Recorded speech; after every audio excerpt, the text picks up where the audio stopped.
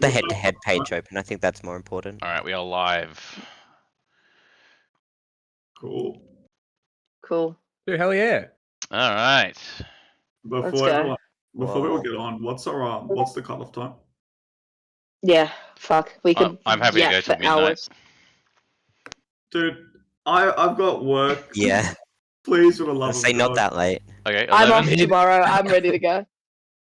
I'm here to the end of the line, pal. Let's see how it goes. Why does Ryan not have a camera? And why is My that the cam's most not Ryan working. thing? It's the lock screen. Remember? I'm riding this wave till it breaks. Give us lock screen, Ryan. The people want lock screen. No, I've never used. How many donations for lock screen? I've never used my laptop's camera before. Wait, have we immediately just been bombarded with... I think the first message that I've seen in the chat was from Lonk saying nerds. So Yeah. What did you expect, actually? That's a long response. that's real quick. I, for the longest time, didn't realize that Lonk was also like the logical Leo. And I think they'd been in my stream chat for like years when I was like streaming pretty consistently. And I never made the connection until like a few months ago. I feel awful. Okay. Well, speaking of Lonk, I'd like to take everyone yeah. on a little journey. We're gonna pack our bags and we're gonna head to the question zone. Oh, yo. Oh, Whoa. okay. And our first question tonight is from Lonk, and the question is Joey Sadface. Oh, I can take this one. Ryan's ready for Ryan, that. okay, Ryan, you want to take this question? It's pretty Yeah, loaded. Good Joey. Okay. Basically it. All right. For Good, those in great the back who insight. didn't hear that, Ryan's exact answer was "Get good, Joey." Next. Okay, our next question's from Nitrin, and it's Oh, another God. fucking Joey question. If Joey, don't worry, had his own card, what would his stats be? 69 X Factor, 0 everything else. Damn. A serious answer, Joey. He's kind of well rounded. He's hard, right? 100% hard hard one. card. Yeah. Oh, 100% heart card. No Yeah. mega heart card. And he's definitely got X Factor. And Yeah. I think his advantage and his neutral is actually pretty good. His neutral is down B. His disadvantage is not just Ganondorf though. Sometimes he does a silly jump. Yeah, his disadvantage is just like a negative symbol. Unfortunately, yeah. I mean, look, both the character and like sometimes he does just get a little aggressive. I mean, you kind of need it, but I don't know. I feel like all of our sets are kind of won and lost by him just approaching very aggressively and realizing that it's a really bad idea. Yeah. The times whenever I play him, it's literally just like who wins neutral. If he wins neutral the same amount as me, I probably lose. Mhm. But every time I win neutral, it's like it's a stock. It's just like he's got a really scary advantage, but especially as Ness Ganon, it's just like when that dude is off stage, it's fucking over. For real though, the Joey card would be Heart Ganondorf for sure. High advantage, high X Factor, and then Low we disadvantage. dabble in the others. Low disadvantage. That would that's a dead ass answer. I feel like there's a few like profiles, I guess, for the cards, wiping back a little bit of the magic, but there's a few themes, and that's like the unpheasant style of set, and it's pretty typical for like a lot of the heart players. So like I have a similar like high advantage, high X Factor, kind of bad in the other two. So he's like in that subclass, and I feel like who else? There's a few more like Amro's in that subclass as well. It's like pretty typical. Pretty good. All right. Our next question. Oops. Long wants to know if it's too late to submit questions. No, that's why it says got a question and a link in the chat in the stream. Just hit up tiny.cc/tqz and you can submit some questions. Sick. Okay. Our next question is from Elliot. What does mind, body, heart mean? So this was a like a type thing that we made up. Well, we didn't make it up, but we used for the types of the cards. Basically, it describes the three types of player. So you've got your mind players who are mind game and adaptation based players who read the learn during the game and adapt as they go. Body players are the ones who hit the lab and have the executions down. And quite often you'll see this a lot on execution based characters like Greninja. And heart players are the ones who just play by intuition, rip out an F smash every now and then. Hard read kind of players. If you got anything to add, go for it. Can I jump in just really quickly? Yes. There's a big one with body players are weird. It's not just execution, and a lot of people are like, "Why am I a body player?"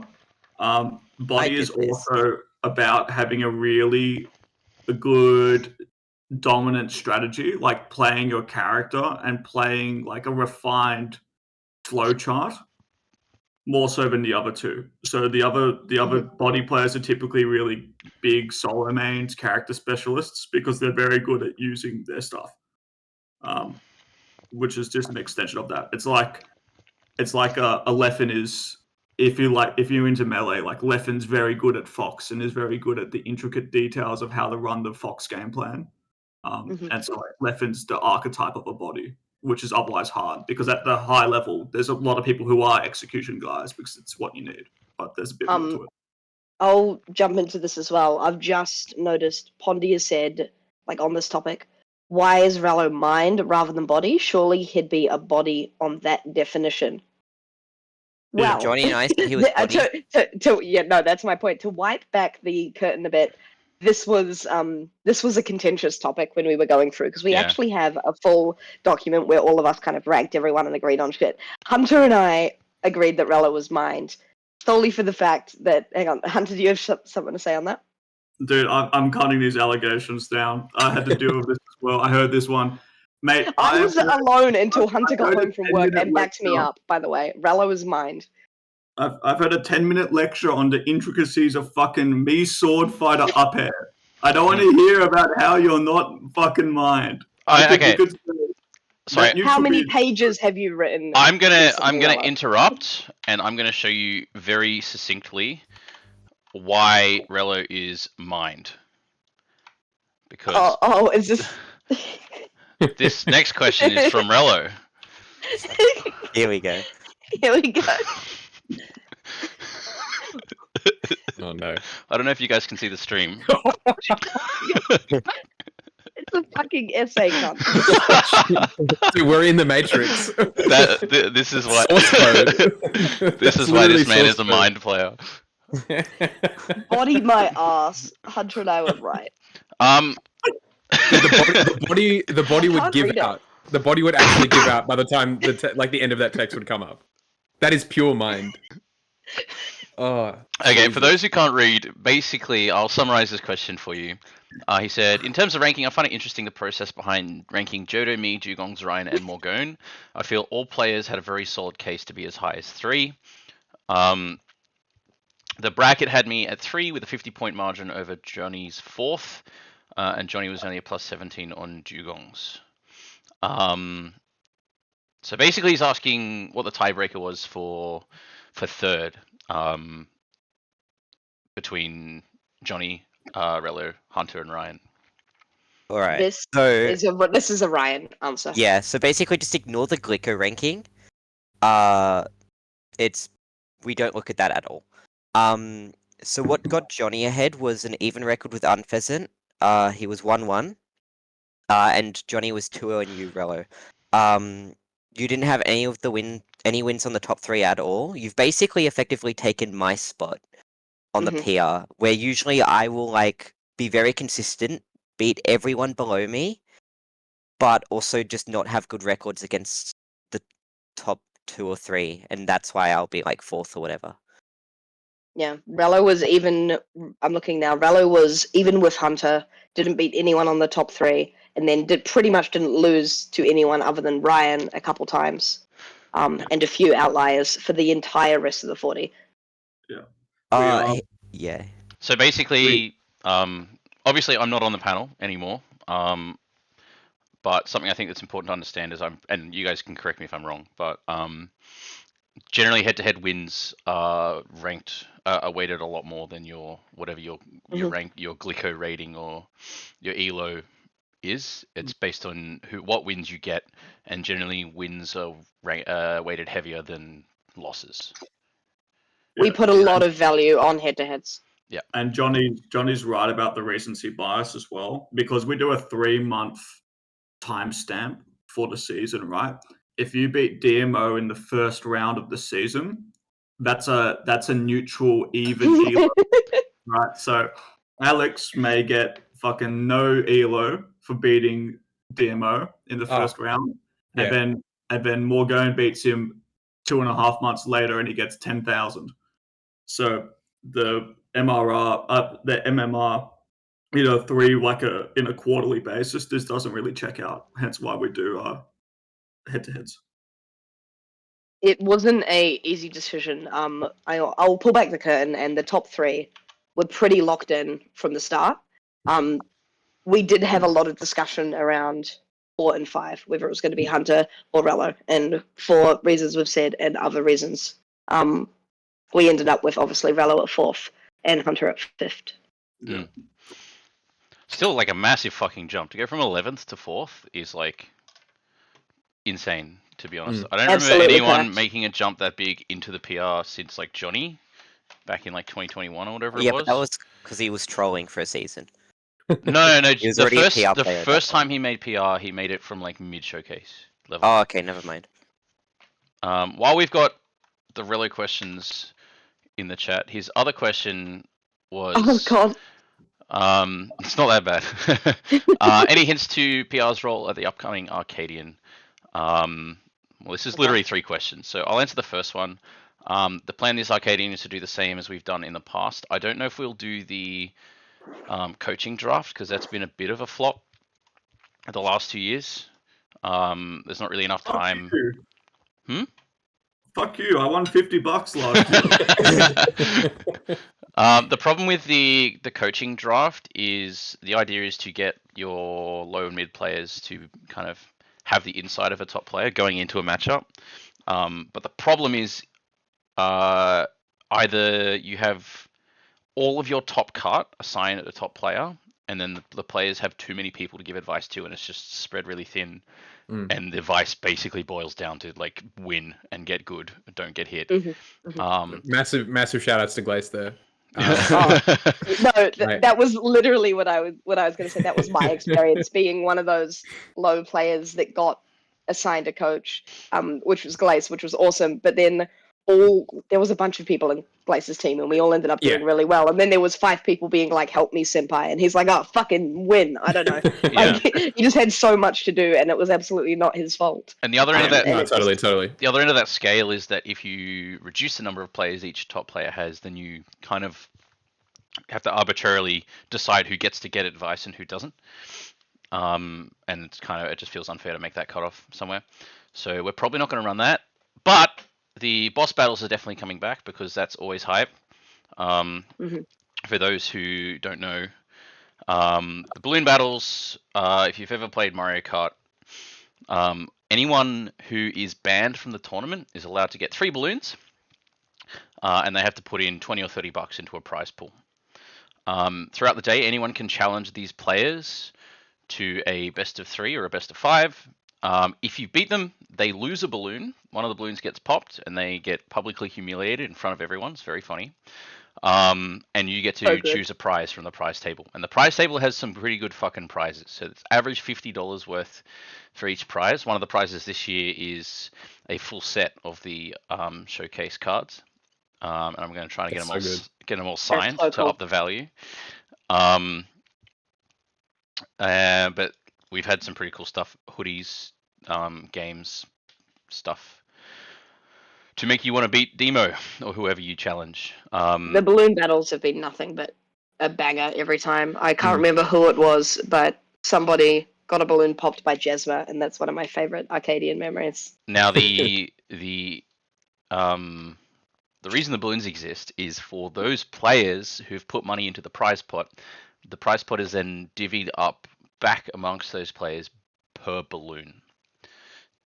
So if you lose a balloon, you get a smaller proportion of that money back. And if you obviously have more balloons than everyone else, you get more money. So you're incentivized obviously to try in the games, so you're not just throwing. You're also incentivized to give people advice against other people so that they lose balloons, because them losing balloons also boosts the money you get. So Relo, you'll be able to participate in that this year.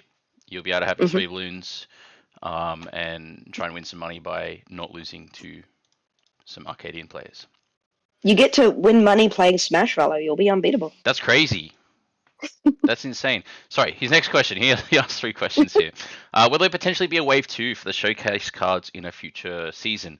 This is actually a question a lot of people have asked. Hang on, let me see if I can. Someone else asked this question as well. Yeah, Rose asked this question too. Let me just chuck that up.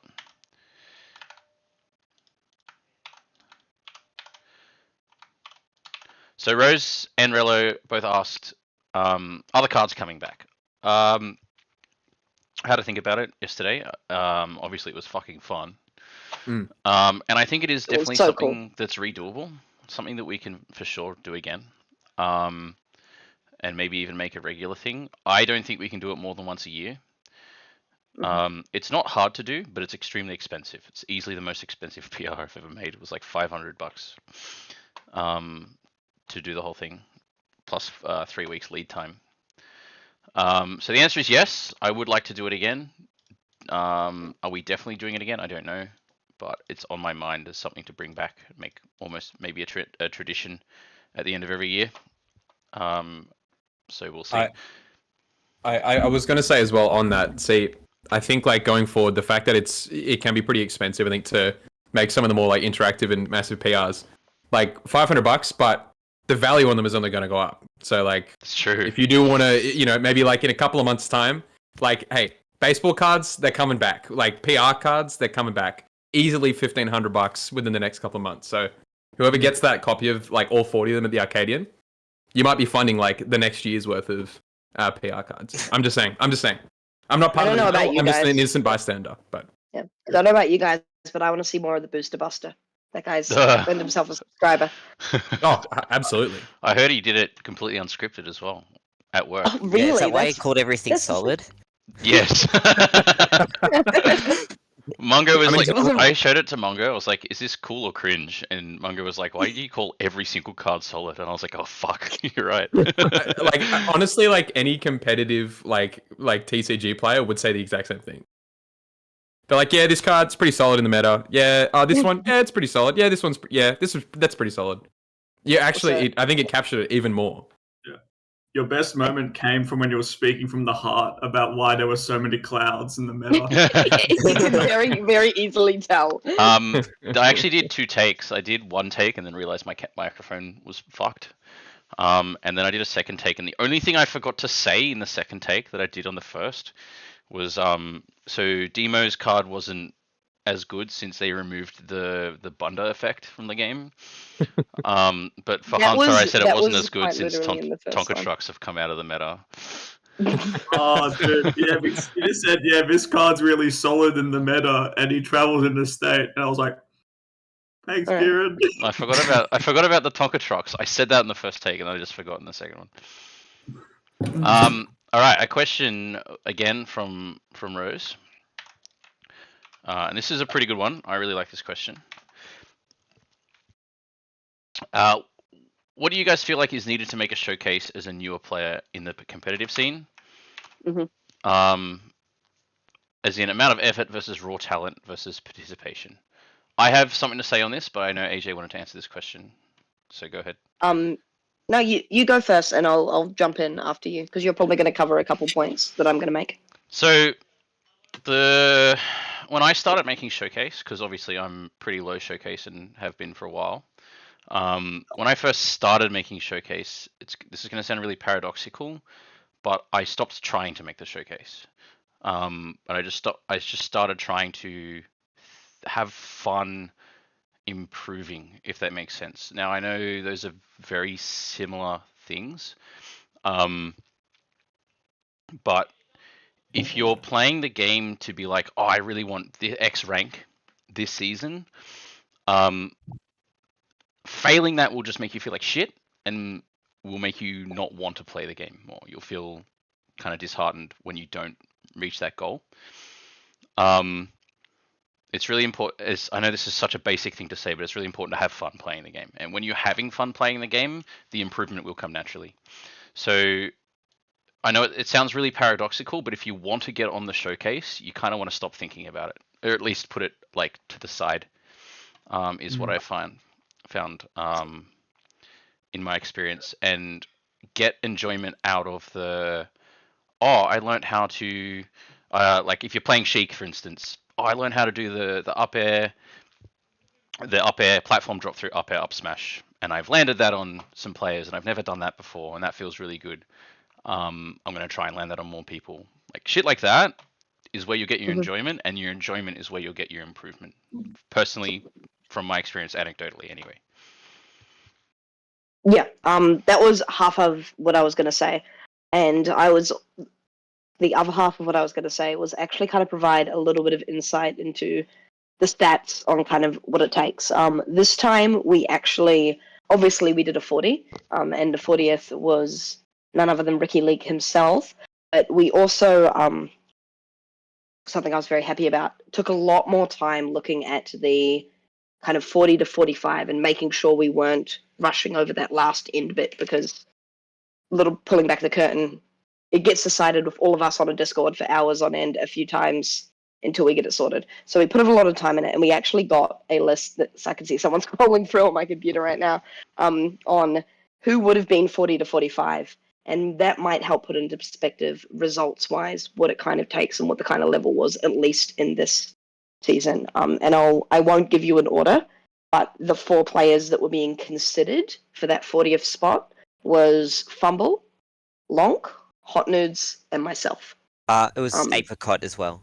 Yeah. Apricot as well. That's Thank you below very my much. list. I had Apricot like 39th on my first list, Yeah, and then he got removed. Sorry. Well, those players plus more is the kind of level. But going back to what Kit said, exact same thing. When I first started, going 1-2 more often than 0-2. I was like, oh fuck, I really want to make showcase. Tried and tried and tried. Got worse results. Just started having fun with it. One day, lucked in, beat Isaac, got showcase. Obviously, haven't been back since. But that's my new current strategy: is just to play every set like I'm going to win it, and to play it having fun. I've started doing a thing where I take headphones off. If I feel like I'm going to get too stressed if I have headphones on, I'll just take headphones off and have fun.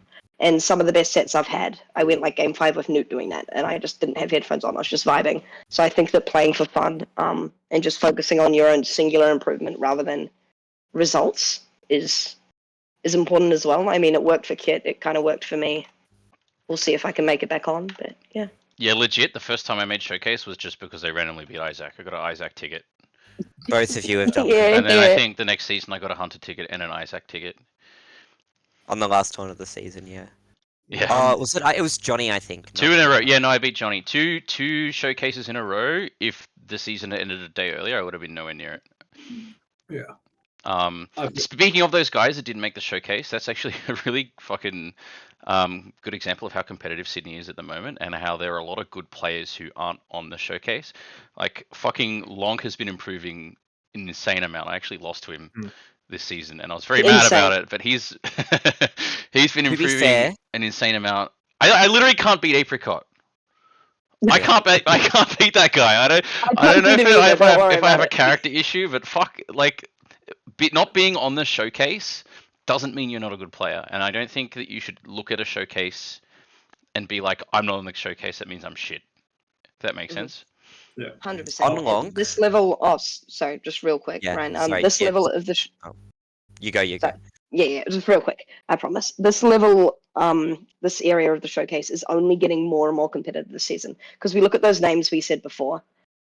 None of those have dropped off, but now we've got people on come-ups like fucking Meshuggah is doing insane. Yeah, I've lost to him too.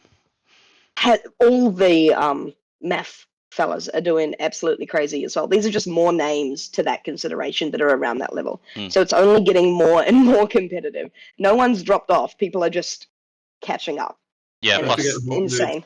Plus, don't forget the craziest player of all time. Hot Nudes is cracked. Actually, dude, that guy's insane. His Guys, Captain no, Falcon. freak. His Captain Falcon kicked my fucking ass yesterday. I think I got double 3 stocked in ladder. Yeah, plus don't forget that there's like a bunch of players where if they came back, they'd be pushing more good players off the showcase. You Shmoo, like if Shmoo came back, if Mike Cool came back, players that will have guaranteed spots on the 40 are going to push somewhere. people off the bottom. And then again, it doesn't mean that those are bad players. It's just competitive as fuck at the moment. And like what second place yesterday as well was inactive. Like, I mean, we've got a second place in Keenansaurus as well. Yeah. And just, I mean, purely due to just like time constraints or just like, focuses being elsewhere.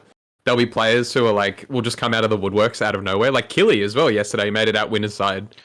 With, people who just like, we haven't really seen for ages, just show back up and, they still got it. So I feel like everything's so relative. I was going to say as well that having been kind of like all over the place on the showcase as well, I think I've peaked at 12th, and I think I've also just completely like bombed off it as well.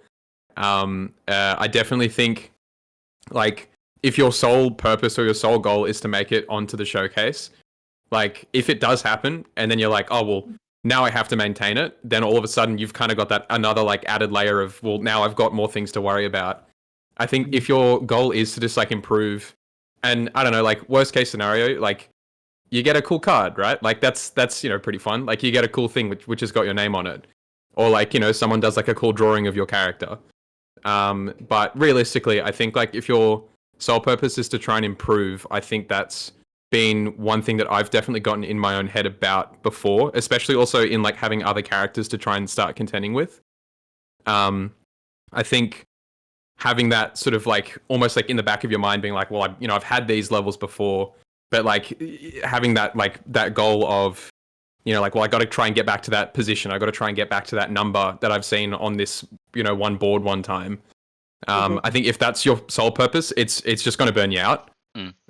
Whereas if your sole purpose instead is just to like come along, just like enjoy yourself, like and like Kieran was saying as well, just practice the small stuff and like practice like getting good at the things that your character's going to be good for.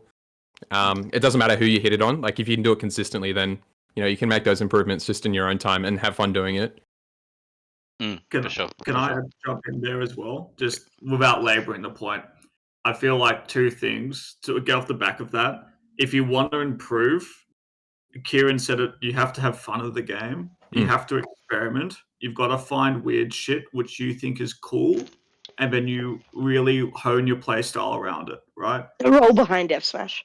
Yeah, like roll behind F Smash, or Kieran spamming 24 magnets and going ha ha ha, and then he gets Cloud back at it and he goes ah. But the really important thing, and like my personal experience is, it seems ages ago now because I'm a fucking dinosaur in comparison to your little Zoomer brains. But when I started, all of BKB, every one of a BKB tag is an ultimate kid, every single one of them. And when we all started, we were all 1-2, 0-2, 1-2, whatever, right? Now, fast forward 5 years, we've got plenty of showcase players, even a few PR reps. And that's really because we had fun with it. We found a group of friends, we built a community around it, and we all pulled each other up. And the really cool thing about Sydney is there's a lot of groups like that who remind me of what BKB was like in 2019. Like the WSU guys, the math guys. Oh, shout out to math! Great addition to Sid Smash in the last 2 years. Absolute legends. You will all get better as you play, and you'll all get better as you have fun with it and talk to each other about the game for 3 hours on end after the tournament and have just enjoy it. So it's not a race to the end, and if you do race in that foot race, you will only find you're like being strangled by it. Because there's nothing worse than only competing for an arbitrary number, not enjoying the game, and then watching it juggle between like a 3-month period. Because a 3-month period is actually really small. It's tiny. Lots of shit changes. Yeah. So it legit feels weird to be like, what's the secret to improving? Oh, just be yourself and have fun, smiley face. But it kind of is the truth, right? Yeah. Obviously, it's more nuanced than that, but yeah. Don't be a fucking dick to people. Smile and have fun. Say hello. Hit them with Roy F Smash. It works every time. Just, enjoy it. I'm going to grab a soju, so I'm going to pop up a question that I am not that equipped to answer. But I think it's a really good question. Pony's asking, how hard is it to make showcase as a potential player from an outer region like Nui and Wollongong? Can you make a low area from just entering and doing well, or do you need to be in Sydney regularly? You Ryan, need to come this to is Ryan. Sydney. Yeah. Yeah, you basically either have to have positive records in both Spike and Froggo and Nui across an entire season, or you travel to Sydney and pick up showcase wins. Yeah, fair enough. That's yeah. Well, so to my understanding, again, like I am not part of this panel, so I'm sure there's like a lot more intricacies in terms of like almost like qualifications. But to my understanding, I think in order to be considered, you'd need what, a minimum of what, 5 or 6 like Sydney tournament attendances. Is that correct? You don't need Yeah. that many. Like Froggo only comes to Eppings now, and like if Pondy showed up to using Pondy as an example, showed up to an Epping and beat like I don't know 2 people in the top 20, and then he got attendance as well through Newcastle tournaments, he'd be on the showcase. Yeah. Okay. All right. Yeah, it's just really tricky to actually gauge where people sit in a ranking of like in a pool of 50 people when they've played 2 of them. Yeah. You know, that's just the unfortunate reality of it. I guess the extra layer is things would be a little bit different. I mean, attendance wise, right? If you went to an Epping or 2 and then you just like played in Newcastle, if there were 4 PR players in Newcastle and they all farmed Sydney, and then you had winning records on a few PR players, then you That's would be more than enough. Yeah. yeah, then you Yeah. would be considered. But right now, we'll use Newcastle as an example, right? Spike and Froggo are consistently showcase. They play a really high volume of sets regionally within a small player base. So only a few people beat them. We then have to make sure that like 1 Froggo win in Newey is worth like 3 Froggo wins in Sydney because you play Froggo like 12 times in a month, right? So you've got to kind of figure out what does like the high volume of sets mean. Because like Froggo and Spike, they play 30 sets a season. Like it's incredibly high volume. But yeah, so if let's say Jaybird came and Jaybird was now PR, and then you still had those 2, and then the Jaybird wins cycle through, and then you had a winning record on Jaybird, then you would probably be breaking showcase a bit easier. Wollongong is a good example as well because they normally get a few top end showcase players and they normally have a few like mid showcases travel as well. So they've got a bit of a better distribution. Yeah. I sincerely hope that everyone at home has their corkboard with like the red string going between it, just like with the Newcastle, the Wollongong, like, you know, the Sydney, even like a little ghost of like the Campbelltown area right now as well. Just being like, all right, so, you know, eyes still wide open from the 17 shots of coffee they've just had, saying, so if I beat Cloudy back down in Seatown and I make sure that Spike isn't there on that day, and then finally BJ Sky comes back, I'm actually first on the PR. And then all of a sudden the board is just like on fire behind them as well. But they've made the PR, they've made the showcase, so it's all for it. It's all worth it. Yeah. And after all that, you realize that we just get out a Ouija board and we talk to it, and we say who was on PR. Okay. It's one way to do it is to just real quick. It's one way to do it is to beat the best players in your region that have already established rankings outside of it. The other way to do it is if you get a couple wins on them, that's great. But if you're able to travel and able to, say, Spike and Froggo have both peaked like top 15, right? You don't need to have winning records on top 15 players to make the showcase.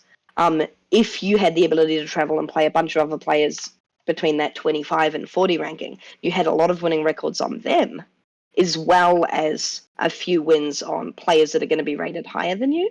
That is another way to do it, but I get that does involve traveling, which is obviously annoying for our Newey crew and our Gong crew, etc., etc.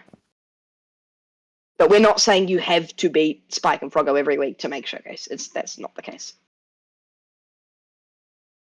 Okay, I'm just fixing up something with my stream. I'm going to pop on another question, and then after that, I think let's start going through the list, talking about how each player did, and then after, like, say 10 or so players, we can come back to a couple more questions. How does that sound? Based. Perfect. Cool. All right. So the next question is kind of relating to last season. Oop. Wait, I fucked my OBS. Oopsie whoopsie. Next question is from Meat Livers, who asked, what would you recommend the best way to make showcase for those who have low or minimum attendance? Make it count. Basically. Look, you can absolutely make showcase or PR with absolutely minimal attendance. Minimal is minimal for a reason. However, you'd have to be incredibly consistent. Because say you went to 5 tournaments, those 5 tournaments would have to be either exactly the same, making it very clear as to where you're ranked, or you'd have to do really well at a couple of those tournaments and not have any necessarily bad losses. The more you attend, the easier it is to get a clearer picture, the more sample size there is. And it comes down to less certainty. But I feel like Ryan or Hunter might also have more insight onto that. I feel like it's more like if you attend more tournaments, you get more opportunities for wins. Because especially at the lower end, when you're trying to get onto Showcase, we don't really look at bad losses and mark them down unless they're someone who's gone 0-2 4 tournaments in a row or something, Joey. But so if you attend a low amount, you're giving yourself less opportunities to get better wins that would put you on the Showcase. Yeah, Ryan, you hit the nail on the head. That's 100%. I was actually just going to say as well, to use myself as an example for that question as well. Immediately, I did travel interstate a little bit. I went down to Game Expo, and then a lot of us went out to the action as well. So for that result period between the 1st of March and I think just the end of May.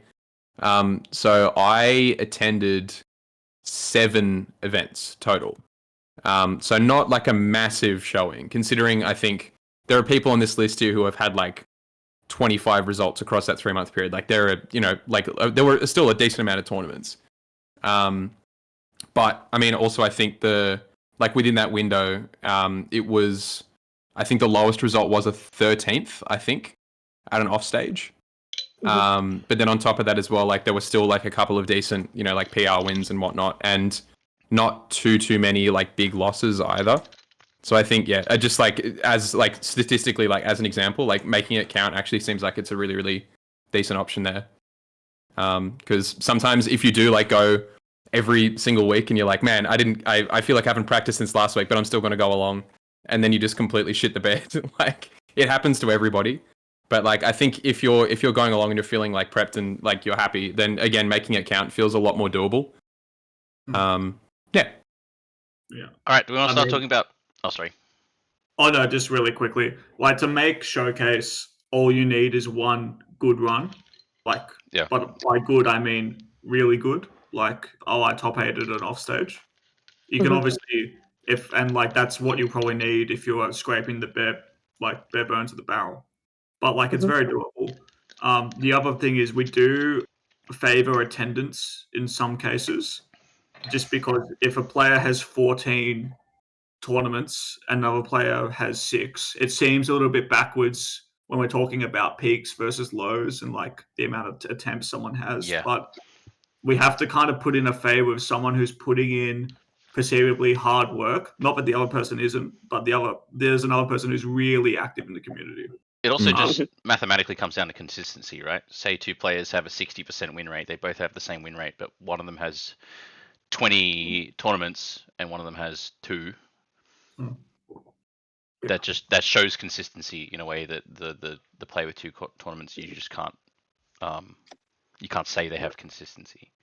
And normally PR players are measured on consistency more than Showcase players, purely because it's there's people on the Showcase who frequently go 2-2 or 3-2, but it's what does that truly mean? Sometimes you go 2-2 or 3-2 because you run into an upset, Ryan because he ran into Rello Jr., or you run into an upset B because there's 8 Kazuas in the bracket. Or you run into Plump because he showed up for the first time ever, copped the 32nd seed, and he's now farming. Give me a break. Worst pool of all time. Oh, Jesus. Wait, did that happen to you, Ryan? No. You made a comment about seating Plumlo, and so I said, "Give me a break." Oh, my Ryan's bad. catching It wasn't strays. intentional. Yeah, got yesterday I had someone at Epping ask me, like, "You got to fix it," and I'm just like, "You've been trolling with a different character recently. What do I do?" Yeah. Oh, Okay. man.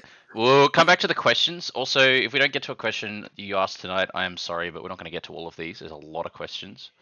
We'll do our best. Let's talk about the 40 to 30 range, and then after that we'll come back to a couple more questions, and we'll just keep working our way up. Sound good to everyone? Perfect. Okay, so number 40 is really fucking funny to me. we've got Ricky making the showcase. You know, could go on to do some big things someday. I'm really proud of him. I can see him being This is like so funny. on a good day. I can see him being fifth in Sydney. I don't know about you guys. But On a good day, I can see him being smashed for OzPR or whatever the fuck.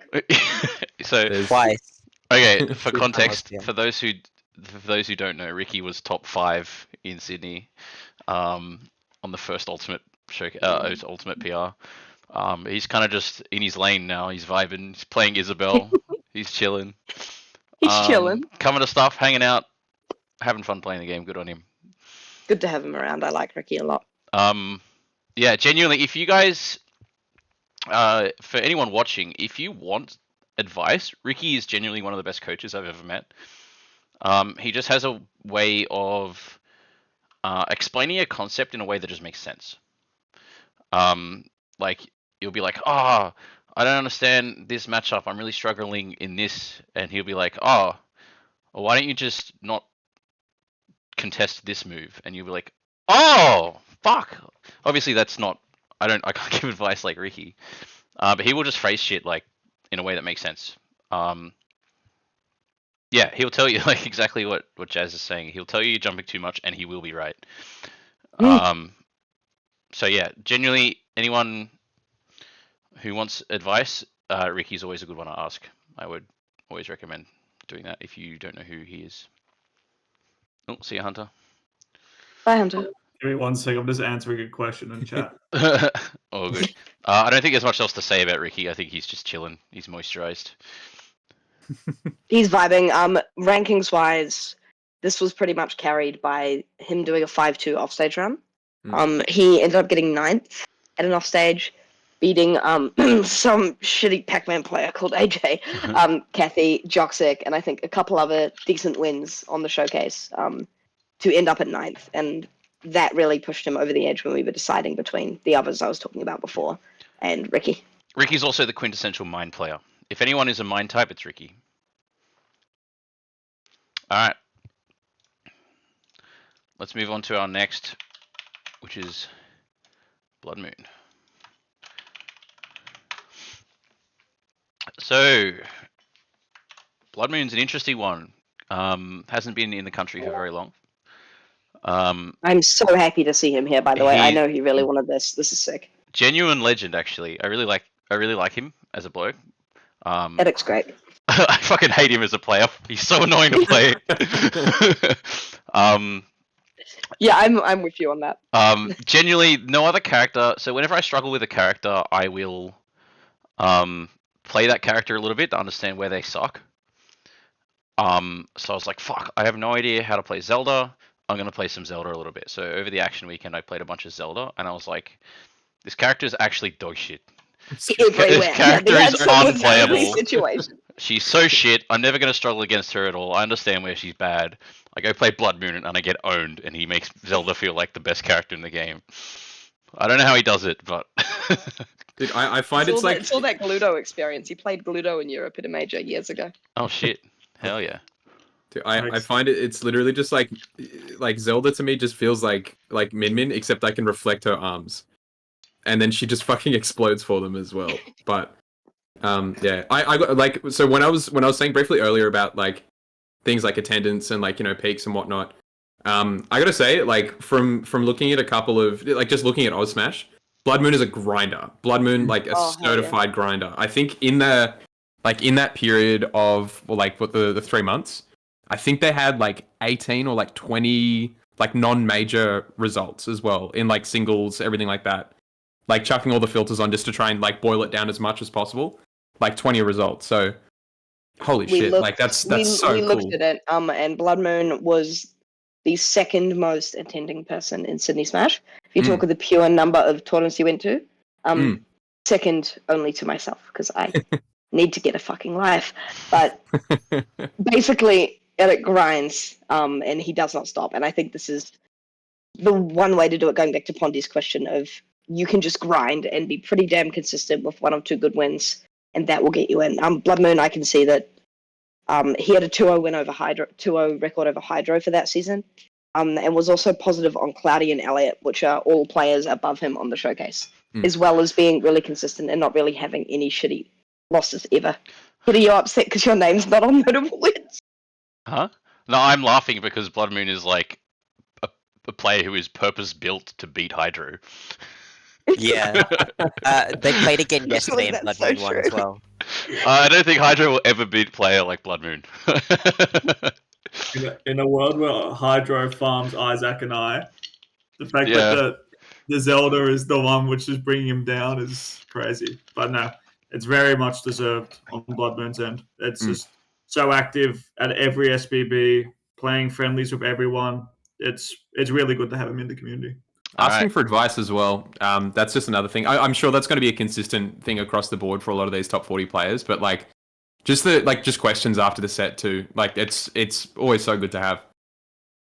All right, next up is our most coveted card at Epic. Harry Hoops. Oh man, Isaac, avert your eyes. It's not real. This one alone is going to fund us for the next 5 years worth of like PR cards. I got $20. That's what I'm talking about. Isaac's kids are set for life. Isaac paid for this long neck, by the way, because I got a Harry Hoops card. He gave me $20 for it. It was awesome. Another player who just actually, this is another player that I really struggle against, but in a completely different way to Blood Moon. Blood Moon will do nothing, and then I'll walk in, and whatever I do gets kind of shut down. Whereas Hoops is just on top of you, pressing 7 buttons at once, but they're all the right button at the right exact time, and is just like plays the world's most overwhelming zoner, like a rushdown character. He's melee Falco, dude. Tell me he's a zoner. It's crazy. Yeah. Hoops is a bit of a world killer.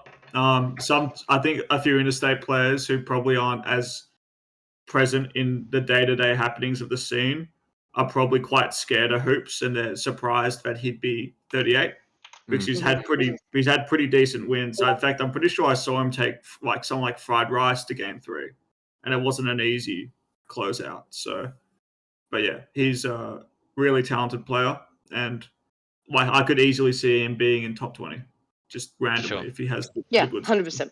Yeah. All right, I guess we should move on because we've got a lot of cards. We do have a lot of cards and not a huge amount of time. Next up, we have Karibo. So our first cloud, first of many. I'm gonna start. I'm gonna start sharing just really quickly. We have a little comments column when we were ranking these, and I'm happy to share a lot of most of what's written down with that. And it just kind of gives insight as to our idea. For Karibo, we got his even with Kanga, wins on GPS, positive on Sushi. Damn, positive on Sushi is really good. That's pretty good. Yeah.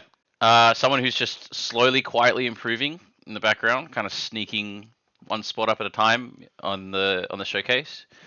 Kind of, I think the main man behind the CKC, the coolest the kid in the club.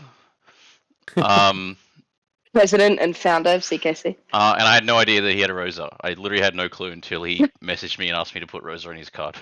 I spoke to him about it yesterday, and his Rosa did not get him any showcase wins. No, it didn't. His Cloud did all the work, and he just went Rosa into people he thought his Rosa could beat.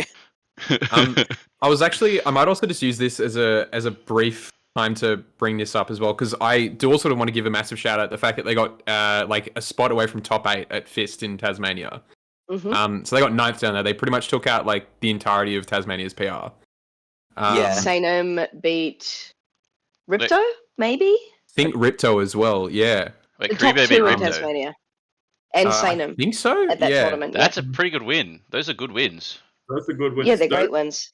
Those two beat Robotic Joe and I in doubles at Phantom. So those Well, guys. Sanem, I'm pretty sure beat Robotic Joe at one of the pre-locals.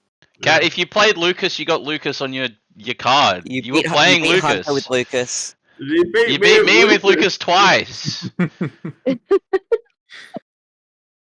Yeah, you're a Lucas player. Oh, sorry, Jai to go, not Ripto. Oh, okay. So yeah, like I've third just and found that. last. Yeah. Well, I was Jai actually to go gonna. and Sainem. Buddy. I was going to use that to just quickly ask, as someone on the outside. So, when it comes to people sort of like traveling interstate and having, like big Sydney players like getting big wins, if it's not against a Sydney player or if it's like not a Sydney local, like does that get factored in, or is that just a good job? It's a good job. It's a okay. tiebreaker.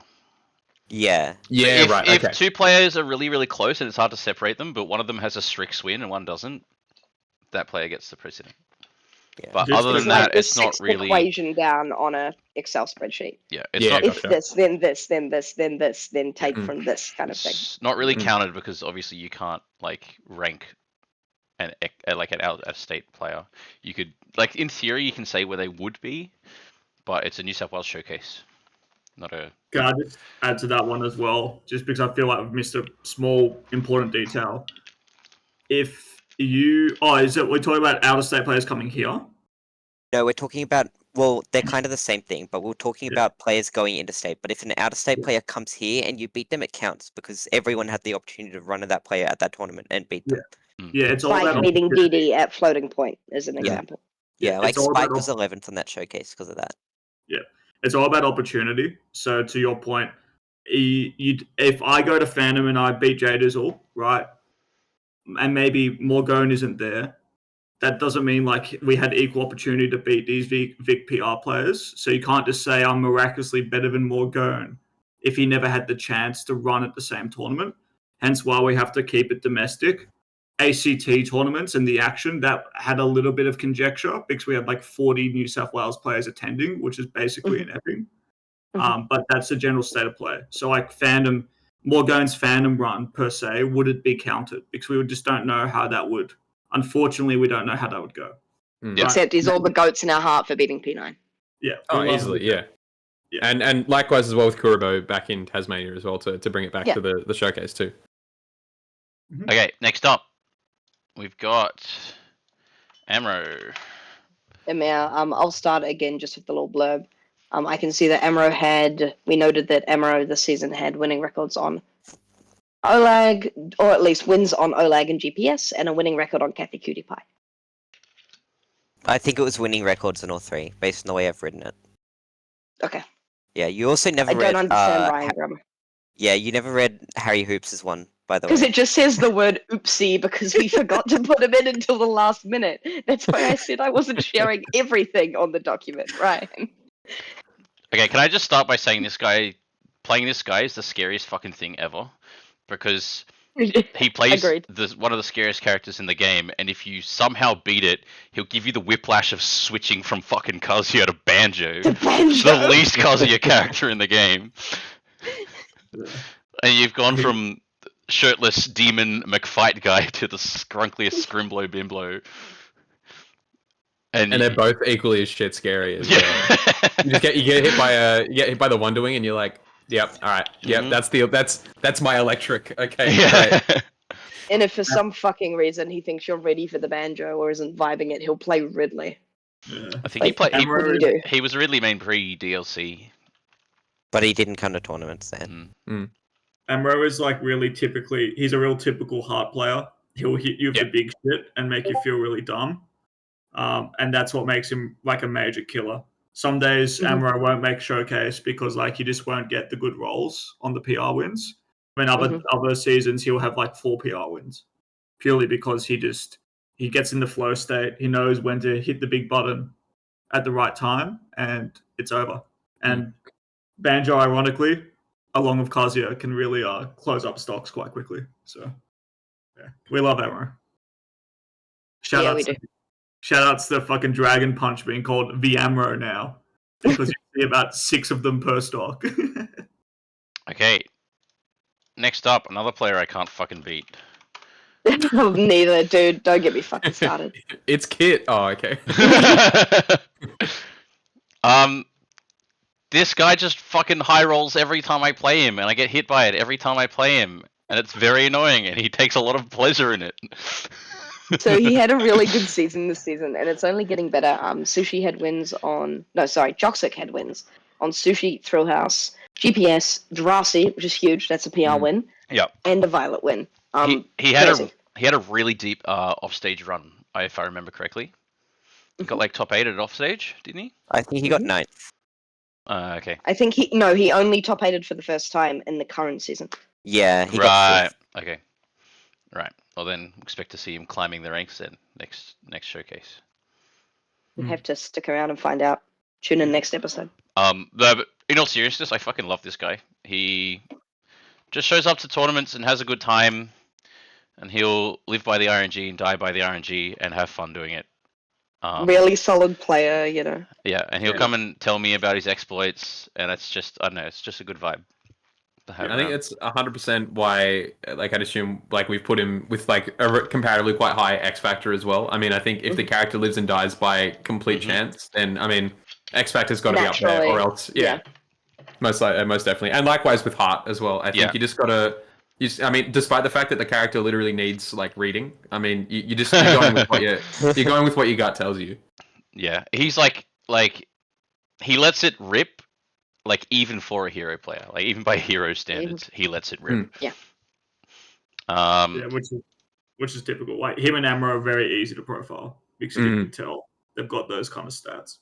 Yeah, definitely. Okay. Next up. Oh, it's Zav's most feared player in the entire world. Feng Shui based player. The giant killer. Feng Shui based player.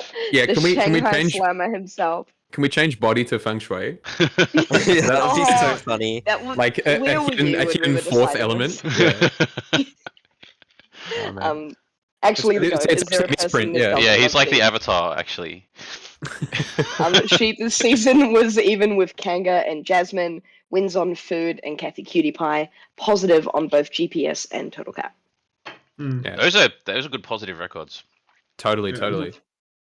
I'm really glad as well that the big wins from the action, like we've kind of clarified that like a lot of like big majors, especially outside of Sydney, don't really have too much weight. But I just still think it's really funny that they're like, yeah, I also won against Zav, but you know that was just for funsies. Like that's just because I'm good. So no, it's a massive flex. I think that's going to be on the reverse side of that card. I think from Sheep, that's just a little addendum for him. And you know this guy.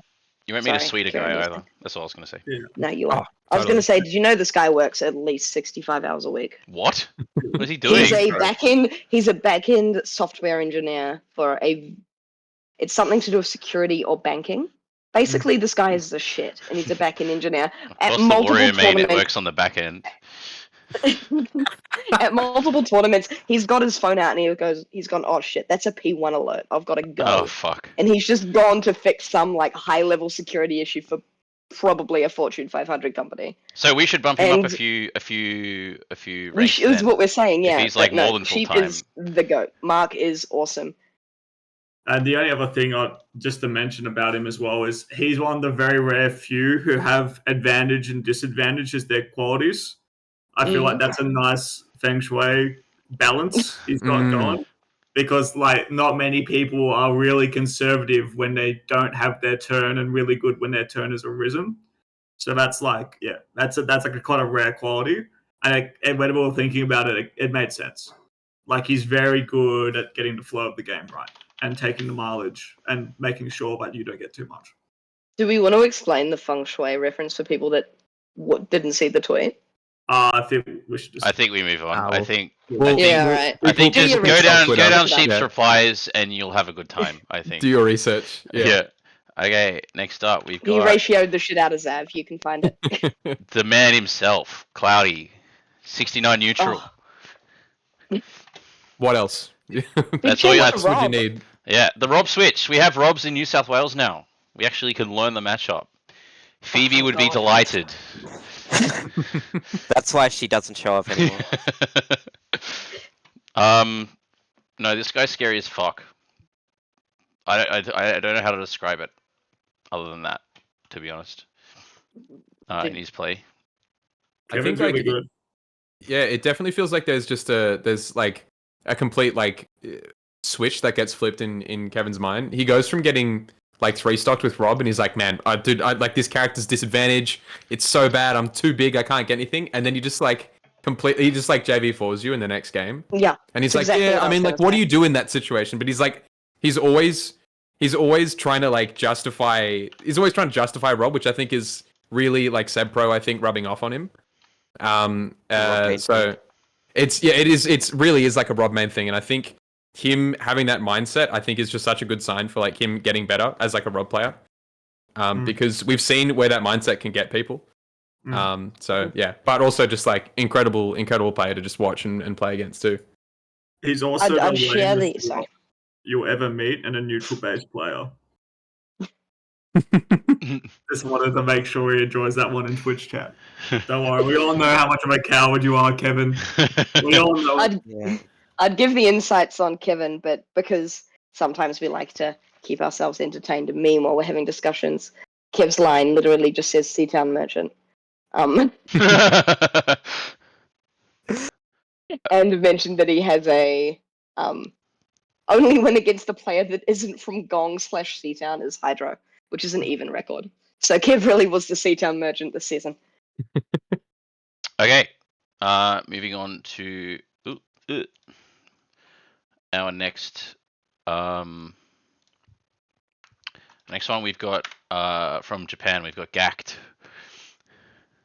Oh man, dude, he's actually on exchange in Australia right now. I swear Why he was did at Bro Switch get- Factor this weekend. But Why did Bro get edge guarded 9? Fucking. Anyway, All right, I'm not gonna Mr. Karen Bird. say anything about this one. You guys can have this Oh, conversation. I want to talk. Can I talk about the X Factor because I'm taking the role of the villain? After I think I have a good X Factor. You've got a terrible X Factor. Bro, man. I killed I'll Harry tell you- Hoops in game I'll 3 at tell you 40%. I'll I have an tell you X the first- Factor. I'll tell you the first time I ever beat Kieran. It's really funny. Hell's back to 2019. It's game 3. I'm up. And then he puts on the Fortnite fingers. He's rinsing me. I'm like, I've lost a 4-stock lead. He's at 100%. I'm at 0. He hits me with a nasty nest combo. I'm falling. I don't know what to do. My fingers slip. I hit down B. He F smashes. I counter him. He dies. And then he looks at me and goes, ah. And then he SDs for the next 6 sets in a row. That's why he's got 45 X Factor. Okay, for that set, I was like super far behind. You're at like 60%, and I was at like 150 or some shit. I don't know how I hadn't died yet. And I was like, if I need to win this set, I need to pull something out of my ass. I need to use my X Factor. And being a hard player, I had the read, and I was like, my man's just gonna drop through a platform. He's gonna drop through the platform and like space some fucking aerial on me. Yeah. So I start charging F Smash, and my man's does drop through the platform, except he spaces down beyond me. Yeah. And I fucking hit him with tip at F Smash. This kind of sounds like horoscope versus horoscope, but it's like a heart versus heart. It's like a JoJo's episode. Yeah. Where it's like, I outsmarted, you're outsmarted. No, it was like a fucking Death Note episode. It was like, haha, I knew that you were going to drop through the platform, so I charged an F Smash. Haha, but I knew that you knew that I was going to drop through the platform. Yeah. Just to speed us along a little bit, Karen this season had wins on Isaac, Hydro, Kathy, Cutie Pie, and Guts. Positive record on Keen, which is sick. Insane. As well as only 1-0. Sheep and Glaze. It's still positive record. I don't remember Yeah, the Glaze 100%. win, to be honest. It's a good season. I don't remember It was a beating great Glaze. season. Glace would have been Great going season. secondaries. No, he wouldn't have. He would have played Yeah, Terry. I'm sure he would have. Nah, Glaze doesn't no, play he was secondaries the whole season. No, Yeah. he doesn't play secondaries. Okay. Now, Thank God, this is thank the God. this is the kind of part. This is the kind of point of the list where sometimes we do start to look at comparative to everyone around Karen. When I start reading above, you'll notice that sometimes people above may have lesser highs. But Kitt had lower lows around that area as well. Generally, I have quite high highs and then absolutely dog shit lows. Yeah. So. Which is the only reason why he's not higher, because those are fucking cracked wins. But then there are losses to me and other players. Yep. In there as well. All right, let's move along. Next up, we got Nichiren, the Nichi him. Nichi who? Got a lot of Nichi wins this season. He does. Sadly, no top 20 wins, but literally only 2 losses below 11th on the showcase. What? That's consistent as fuck. Holy shit. It's crazy consistent. This is like Kenny Fierce a couple seasons ago level of consistency. Like, didn't beat anyone above the top 20, but his only 2 losses below 11th, which is fucking crazy. That's wild. Yeah, far out. Basically, bro didn't get upset once. Yeah. The whole season.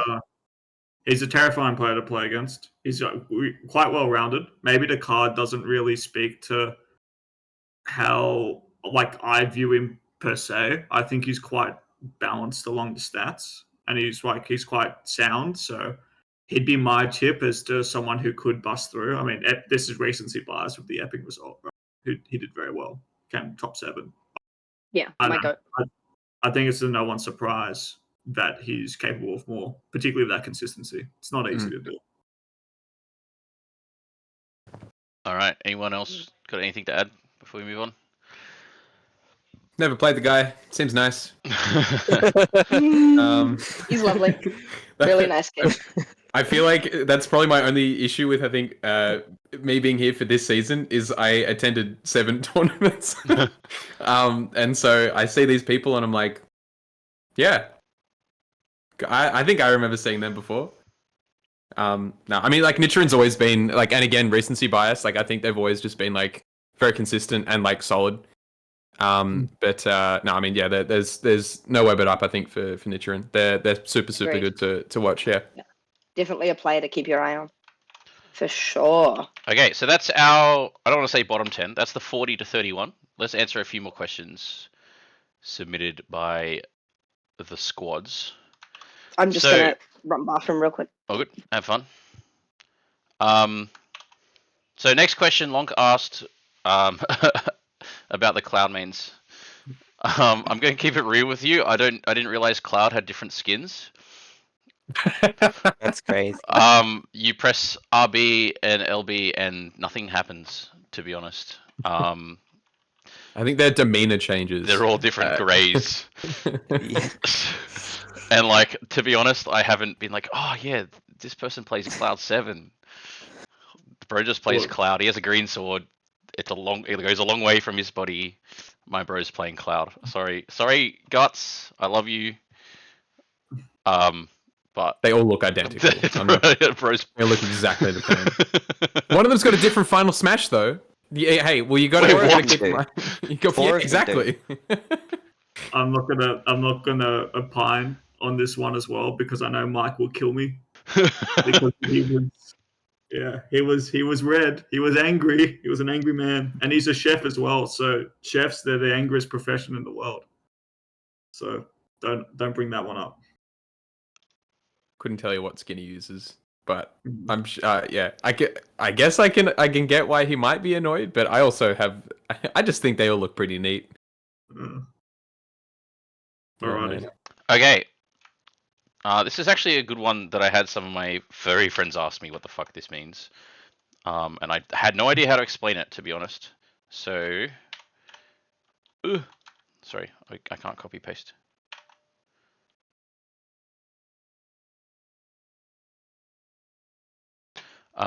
Uno momento. That was an interesting message. Crazy. So Chip asked, for the card stats specifically, could you guys define the parameters of X Factor? Love the concept and wanted opinions on what qualities a player would have to exhibit to have a high X Factor. Not F smashing onto platforms, apparently, Chipotle. Can I answer it? Yeah, I mean, this is your idea, I think. Yeah, well, so originally we had X Factor as clutch, but we realized clutch is a weird stat, and I don't really think it's A, fun enough, or B, expressive enough. X Factor obviously helps with clutching, but for the Sydney vets, I reckon the best way to describe it is how Phoebe are you in your game plan? Are you very Phoebe, okay. or are you not Phoebe? And that's in general terms, it's really your ability to take a risk, play a very unique way, and try something pretty bold to clutch out or not to clutch out, just to get ahead in the game. So it's your players like Amro who love to use the electric or like the Dragon Wind Fist or the Tombstone Crusher. Like why does Kazuya have that weird pancake move? Like it's the hero players who love to go for Clang. It's the Luigi players who opt to not do the 0 to death because they want to do a spot dodge read and up B you later on. It's those weird little bold game plans without it being too like they normally sacrifice a little bit of cleanliness, a little bit of like what's the word? Optimal gameplay for going for like the big win scenarios. That's what I define as X Factor. Yeah, I feel like in short, I think it's how willing are they to forego their existing game plan, whether it's heart, mind, or body, to just let shit rip. Like yeah, if it means that they can potentially like take a stock, take a game, take a set, like are they willing to divert from what their normal playstyle is in order to make it something like that happen? And the only I think Pack Hydro has it, but the other part as to why Pack Hydro has 95 X Factor It's because it's really funny. He'll challenge you to League of Legends to win. He doesn't play League of Legends, but he'll try to do that. He'll do it anyway. He'll do Mario Kart. He'll do Just Dance. He does the next level mix-ups. So that's why he's the X Factor master. Okay, next up, and we'll make this last question before we jump into some more player reviews. Yeah, we got to get moving. Elliot asked, are there any cool showcase ideas that never made the final cut? The reason I chose this question is because it's very kind of quick to answer. There are a lot of ideas that haven't made the cut yet, but there's very few on the cutting room floor. I have a big backlog of ideas that I want to run. But I can't share any of them because none of them are on the cutting room floor, to be honest. They're all still usable ideas that I've wanted to do for a while. Some of them take a lot more effort than others. The only ideas that I've had that I've like thrown away was this season actually. Instead of doing trading cards, how I got to the trading cards was TC actually bought a Polaroid camera, but it's a digital Polaroid camera, so you can print whatever you want as a Polaroid. And the idea was that we're going to print an image for every player, put it on a cork board, take a photo of it, and then give the Polaroid to those players. Because I was like, wouldn't it be so cool if you could like hold on to part of the PR as a memento? And then I looked at Victoria's showcase for the literal last season, and it's just that. It's a corkboard with Polaroids. It's a corkboard with Polaroids, and I was like, well, fuck! Damn! I have to think of something else. What else can people take home? Kitt mentioned it in the chat, and I was just like, at Karen, Victoria's VO. I was like, fuck. I don't want to be that guy, but But honestly, it was good because then from that, I was like, what else can people hold on to and take home? And we got a way better one. So. And scalp the market. Yeah. Yeah, absolutely. And funny thing is that I was almost going to do nothing. I was just going to make a graphic because I'm very under the pump with Floating Point this season because it's Floating Point season. I don't know if people know, but this season ends with Floating Point. Sign up. And I've got a lot to do. So I was just going to make a graphic, and then I was like, wait, if we do trading cards, I'm not actually doing any extra work because I'm making a graphic for every person anyway. If I just outsource the stats, which I did to this lovely cohort, and then just make a graphic, but in 40 pieces instead of one, and then send it to a company to print, it's easy and it's sick. So that's how we ended up where we were. Yeah, just on the lead times as well. The hardest part about the showcase, we've set ourselves into a weird spot where we Kieran and the panel and everyone else, we've set a really high bar and we love what we produce, but sometimes it's a lot of effort. And to get an artist in to do all the artwork, it takes at least a month. Yeah. Like the Dark Souls PR was so fantastic, and I'm so glad we have people like Leo and Rose and everyone else who can do it at short call. But it's hard. Like, yeah, the Pikmin PR took forever. That PR took forever. The comic PR was hard. Yeah, the Pikmin PR almost broke me. It was, and Wasn't it that broke my Koroks? girlfriend a little bit. Yeah, well, sorry, Yeah. Koroks. Okay, that's a great idea, Pikmin PR. Pikmin PR is great. And there's also the only other PR idea which we've truly scrapped, unless we get truly desperate, is I'm going to draw everyone as a Yoshi. I already have Timo as one. When that one comes out, you know that everyone's fucking busy. Yeah. All right, let's So- jump. Let's jump back into the players. So starting us off, number 30, we have. Speaking of Pikmin, Hey, Hale. Oh. we've got Pikmin 2 Louis AMV. She always tells me that has to be all lowercase. She's very specific. Pikmin 2 Louis AMV this season had a positive record on Ryan and And Isaac. Isaac. Wow, what the fuck? I don't remember that. Hang on. They were both As a 1-0s. positive It was record- in the same week as well. Okay, 1-0 on Ryan and Isaac, and this is what Ryan wrote, but nothing else besides a Kathy Cutie Pie win. So I don't know if Jazz attended that much this season. I think she had a relatively quiet one. Yeah, I think she had a relatively quiet season, but holy shit, a win on Ryan and Isaac. Absolutely crazy. Also, one of the very high in demand cards on Twitter. It seems like an interstate favorite. She said, Mm. "I'm gonna sign my card," and then whatever happens next is up to fate. Yeah. But the stats are fun as well because you've got not a great advantage, like in comparison to the rest, but it's very much like a I'm gonna wait for my moment style player, and I think that describes Jazz quite well. Patient until the moment arises. Completely different play style of Pac-Man to me as well. Absolutely. Polar opposites in some ways, which is really sick to see. Variety of different characters being played. Super cool. Okay, up next we've got Large Sir A-Man. Oh, yo. I haven't played this guy at all this season. I think he goes to Newcastle stuff a lot. Yeah, he's on the Central Coast. Yeah. He goes to He's been near fairly stuff a inactive, lot. I think. I think he's been busy with school or something. If he does come to Sydney, he only obviously goes to Eppings or SBBs. Some seasons, I don't know about this one that we're talking about. He does go to quite a few SBBs. He's there quite a lot.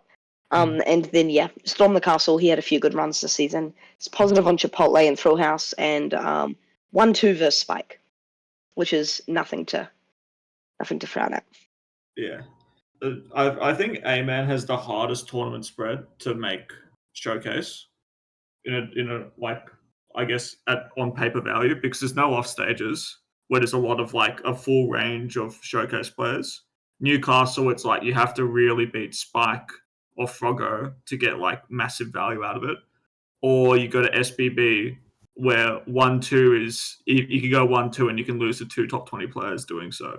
So like A-Man is really talented and definitely doesn't have it easy in the choice of tournaments he goes to, but he's very, very good. I think he got a chip win this season. Yep, he beat Chip at Epping. Damn. Yeah, so it definitely pays off when it comes to like limited attendance but making the most out of it. I think it's massive kudos to him. And also 100%. Great guy. Really like him. All Even if right. he plays the lamest sword. Next up is everyone's goat. Next up is Hunter's Goat. It's my man's Elliot, the Big E, Mr. Madden I Khan. love this guy so much. Mr. Madden Khan was even with Rello this season. And That's Guts wild. with a win 1-1? on Froggo, I believe so. With a win on Froggo and Andreas. Damn. My guy has hit the Rello threshold. Yeah, One of didn't the he? only. I think he's one of the. I think it's Elliot and one other player below top 10 has a win on Rello this season. Spike has a Relo win. Mm. So 2. There's 3 Yeah, I think players it's those outside of 2. There's two, and we won't spoil who they are. You'll find out. Elliot is. I'd only describe Elliot as like one of the few. I don't believe in talent in Smash Bros. I think it's a fucking massive myth. But I will say that Elliot's very quick at learning. And if I was to define like a talented player, it's Elliot. I've never seen someone. One time infamously, I told him, "Oh, you should like learn how to ledge trap at an Epping." And then I watched his next set, and He does it all the time now. Yeah. No, but he literally did it the next step. That's crazy. And he's one of the players who really, once he understands a concept, he applies it really quickly and is very well versed. So yeah, and also the only person who has been picked up by someone playing a Smash Bros tournament. He's the been only hit on person by in 2 history. kicks, and then he said, "Please let me finish the lightning loop," and then they left. That's crazy. Sorry for Yeah, dumping that one on you, Biggie. Alright, moving on. I'm just going to start pushing these along a little bit. Yep. We've got some dickhead. Cloud. True. PC was even with Hunter. Oh, there he is.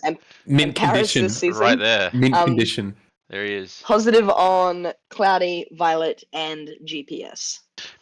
Also, I'm so fucking glad that we now all exclusively say GPS, and I need to be very, very clear that I'm claiming the fact that I started that. And that is all. What, you started using initials? Yes! I was the first one to call him GPS. He'll tell you. He's in the chat. Anyway, PC. If you ever wondered why I hate Cloud, it's because of this cunt. I've played him 50 billion times and I have an 0-50 billion record. It's insane. I've never beat this guy. It's so fucking annoying. I gotta say as well, I think even having a chat to them over the weekend of Phantom, I think like again, while that isn't relevant to this like specific PR, I think just the fact that they are very much like a mind player, and similar to what you said earlier, Kit, of they didn't understand a matchup, and so they just went away and just played the character for like days and days to just try and figure out what makes every sort of more like nuanced matchup tick. I think is like it speaks volumes about just like the willingness to improve. Yeah. He's been on the grind for a while, and I also think it's starting to show. To be honest, he's got some big fucking wings this season. He beat Robotic Joe in probably the set of the season. This season so far, I think it was. Beat Froggo just yesterday, yeah. Beat Froggo, finished it with a finishing touch.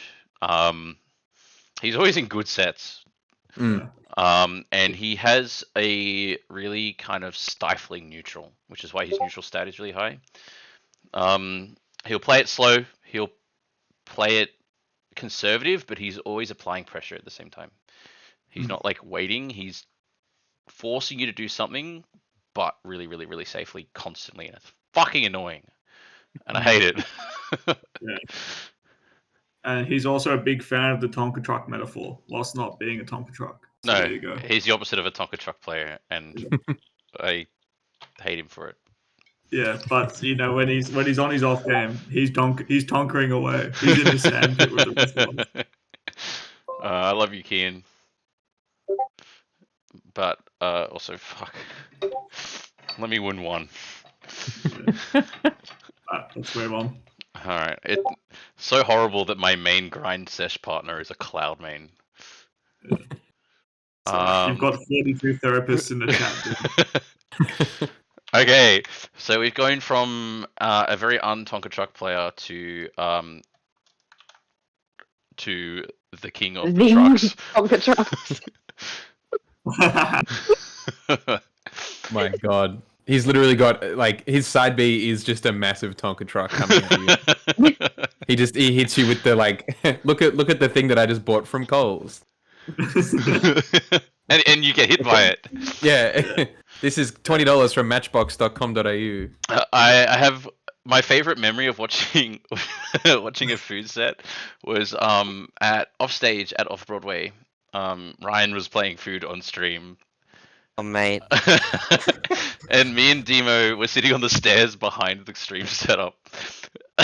and Ryan kept getting hit by side Bs and like visibly being like like gamer leaning forward after getting hit by the side B, and every time it happened, me and Dima would just look at each other. No, I think I only got hit by like one the whole set, or like two. You got hit but by one of them lost me the game because I misinput.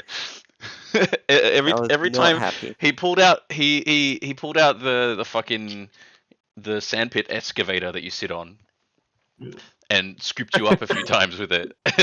You Yeah. were visibly upset, and Demo and I were shitting ourselves laughing. All right.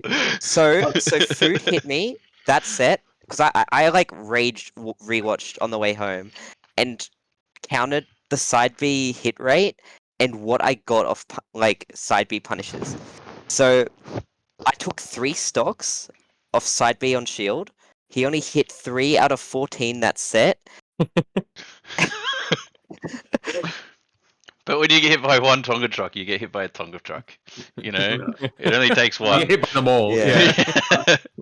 I love you, Ryan. Actually, But wait, no, that was the wrong set. Never mind. It was 1 from 11 and 3 stocks. Bro, But yeah, bro's counting the trucks. but you need, dude, you need to get out of the sandpit. Stop bringing I'm a sandpitter. Dude, you bring in the Hot Wheels car while we roll a big plastic truck. Yeah, the And other you're kids like, are "Oh." throwing sand in your mouth at this point, man. I don't know. Yeah. I don't know how to justify it, but And Joey, don't worry, he's fucking asking you for a cigarette whilst he's bashing your head in with a fucking excavator. I love Hey, how we're like, no, I'll correct you on that. Joey does not ask for cigarettes. Joey will offer you a cigarette, actually. Oh, Like, no, yeah, he's an Joey- offerer. Sorry. Joey would offer you a cigarette. Apologies. while you're on the ground, yeah. It's a Yeah, courtesy cigarette. While you've been knocked out, yeah. No. Yeah. no, I just thought that was very funny. And I also thought it was funny that we were like, yeah, Ryan got owned, and Ryan was like, I was totally not owned. Here's the statistics. That's I'd say- Ryan response. I feel like to summarize, like before we move on, I'd probably say I think everyone who's ever played against Food has a really stupid story to tell about something that's happened in their set, and I think that speaks volumes about their like Yeah. art status. Yeah, There's a reason he's a hard card. Yeah. yeah, Yeah. 100%. The Um, stats make sense. The Yeah. stats really make sense. there's also a reason that he's a 26th ranked player. Oh, Alright. guaranteed few upsets. I feel like. Next up, we got It's- I'm- Sush. Oh, Big Sush. Man, oh man, this guy, fucking Disney ass. Dude, I saw the notes saying that he had like a positive win rate on me, and like I got nothing. I got nothing but contempt for this character. Yeah. Oh, my God. Yeah. I actually feel like I figured it out at Phantom. Look, you can talk shit about the I'm character. but gonna get 3-0'd by Sushi next time I play him, but I feel like I worked it out at Phantom. Yeah. For all the weenies who say I have a full-time job and a girlfriend and a mortgage and 4 children, this guy's a doctor. You can't actually make. You can't. The character Johns are gone. He's How got the many pass. lives? How many lives have you saved? He's Huh? got the pass. Yeah, he's actually got the pass. Bro's allowed Yeah. to play Sora. He's got a permit. Yeah, and like I feel like anyone who loses to Sushi, you got to cop it. I'm Yeah. sorry, you got to cop it. But he's very, very good, and like a doctor probably would. If you were to think of doctor stats, it's probably neutral and disadvantage. It's Yeah. all about It's preserving neutral life. Sora. Yeah. Unlike Alistair BL, who's probably like a miner. He's just digging. He's looking for the oil. He's looking for the gold. No, Sushi's very much very conservative, and everything he does makes sense. Mm. But what real kind of cool thing about him is he's good for an upset, and he beat Luma at the action. He almost beat Stacked, and that's not because he's like a cheese machine. It's because he's truly like he grinds down the interactions, and he knows what to do next in a very educated way. So like full credit to him and his game plan. Okay, next up, some more Tonka trucks in our future. It's Hydro. Oh man. I Oh, love man. this card. Look at that X Factor. God's Lord Incredible stat stat. spread. Can I ask? Is that X Factor higher than? Like number ones? No, No, No. it's No. second it's highest higher X than number- Factor in the it's- entire deck. it's higher than Demo's. Yeah, That's so funny. It's only beaten by Unpheasants. dude. Every He's time I got- play Hydro, I'm like, right, I'm a mash on this guy. I'm gonna outmash him. Yeah, good luck. And then I'm like, 10 minutes later, I'm like, I tried to punish his power dunk and I got jabbed again. yeah, I took It him. always works. I took Mash to a Terry fight. He's definitely the hardiest of hearts. Yeah. He's Yeah, just for sure. he's just so willing to let it rip. And if it fucks up, he'll smile. There's not a single wince of like malice or like Bro, gloom about losing. he's just It's like he's I just don't know. always having a good time, and I Bro, like this can't even be mad losing to him. It's so annoying. Yeah. this Like- guy once DQ'd an Emmys losers final against me because he lost the rock paper scissors. And he goes, "You found the code, AJ." And he walks away and gets KFC. Dude, he'll like shit on you. Like he'll just completely press buttons on your ass and 3-0 you, and then be like, Mario Kart would have been more fun. I'm pretty sure you could play like Pikminless Olimar if you're down 2 games in a best of 5. He'd be like, "Yeah, Olimar, no Pikmin, ditto," and he'll go, "Sure." Yeah. And He would have already had it he would have already had it written on his phone. He would be like, yeah, that was about to say. Yeah, you know Johnny what? mentioned that Hydro challenged him at an Epping once in fucking bracket, no doubt, to Street Fighter when Johnny's like a master ranked Street Fighter player and Hydro was bronze. Yeah. And he just wanted to play Street Fighter. The only other Hydro antic I'll say, even though I've been subject to many, is this season he beat me, and the prelude to our set was, "Oh, by the way, Hunter, if you win, I have to shave my head and I think eat something feral." And I'm like, "Oh, I have to win this. This is really funny." And then he rinsed me. It wasn't even because he was playing for literal life stakes. It was We played unbeatable. we played 2 sets this season. Set 1, he goes Pac-Man Diddy. He loses and he goes, "It's not a fun matchup," and he walks away. Next set's a couple weeks later. He free stocks me twice with Terry, near down air, and then goes, "Do you want to be in Hydro Vlogs?" Frame 1 after fist bumping me goes, "GG, near down air, fist bump. Do you want to be in Hydro Vlogs, AJ?" I'm like, "I'm good." He's like, "All right, bye." And he just fucks off. He's such a personality. Anyways, he's a very Such much loved personality. figure for Hydro. We're all better He was off the first knowing him. person I ever played, by the way. First professional competitive Smash Bros set was against Hydra. Good one to Yeah. get. Good Great first one. Wouldn't trade it for the world. Would not trade it.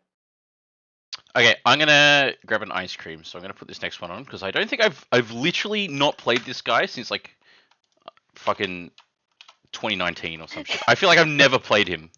Oh, Sorry, I'm In just my laughing life. at Kathy's comment. Read Kathy's comment.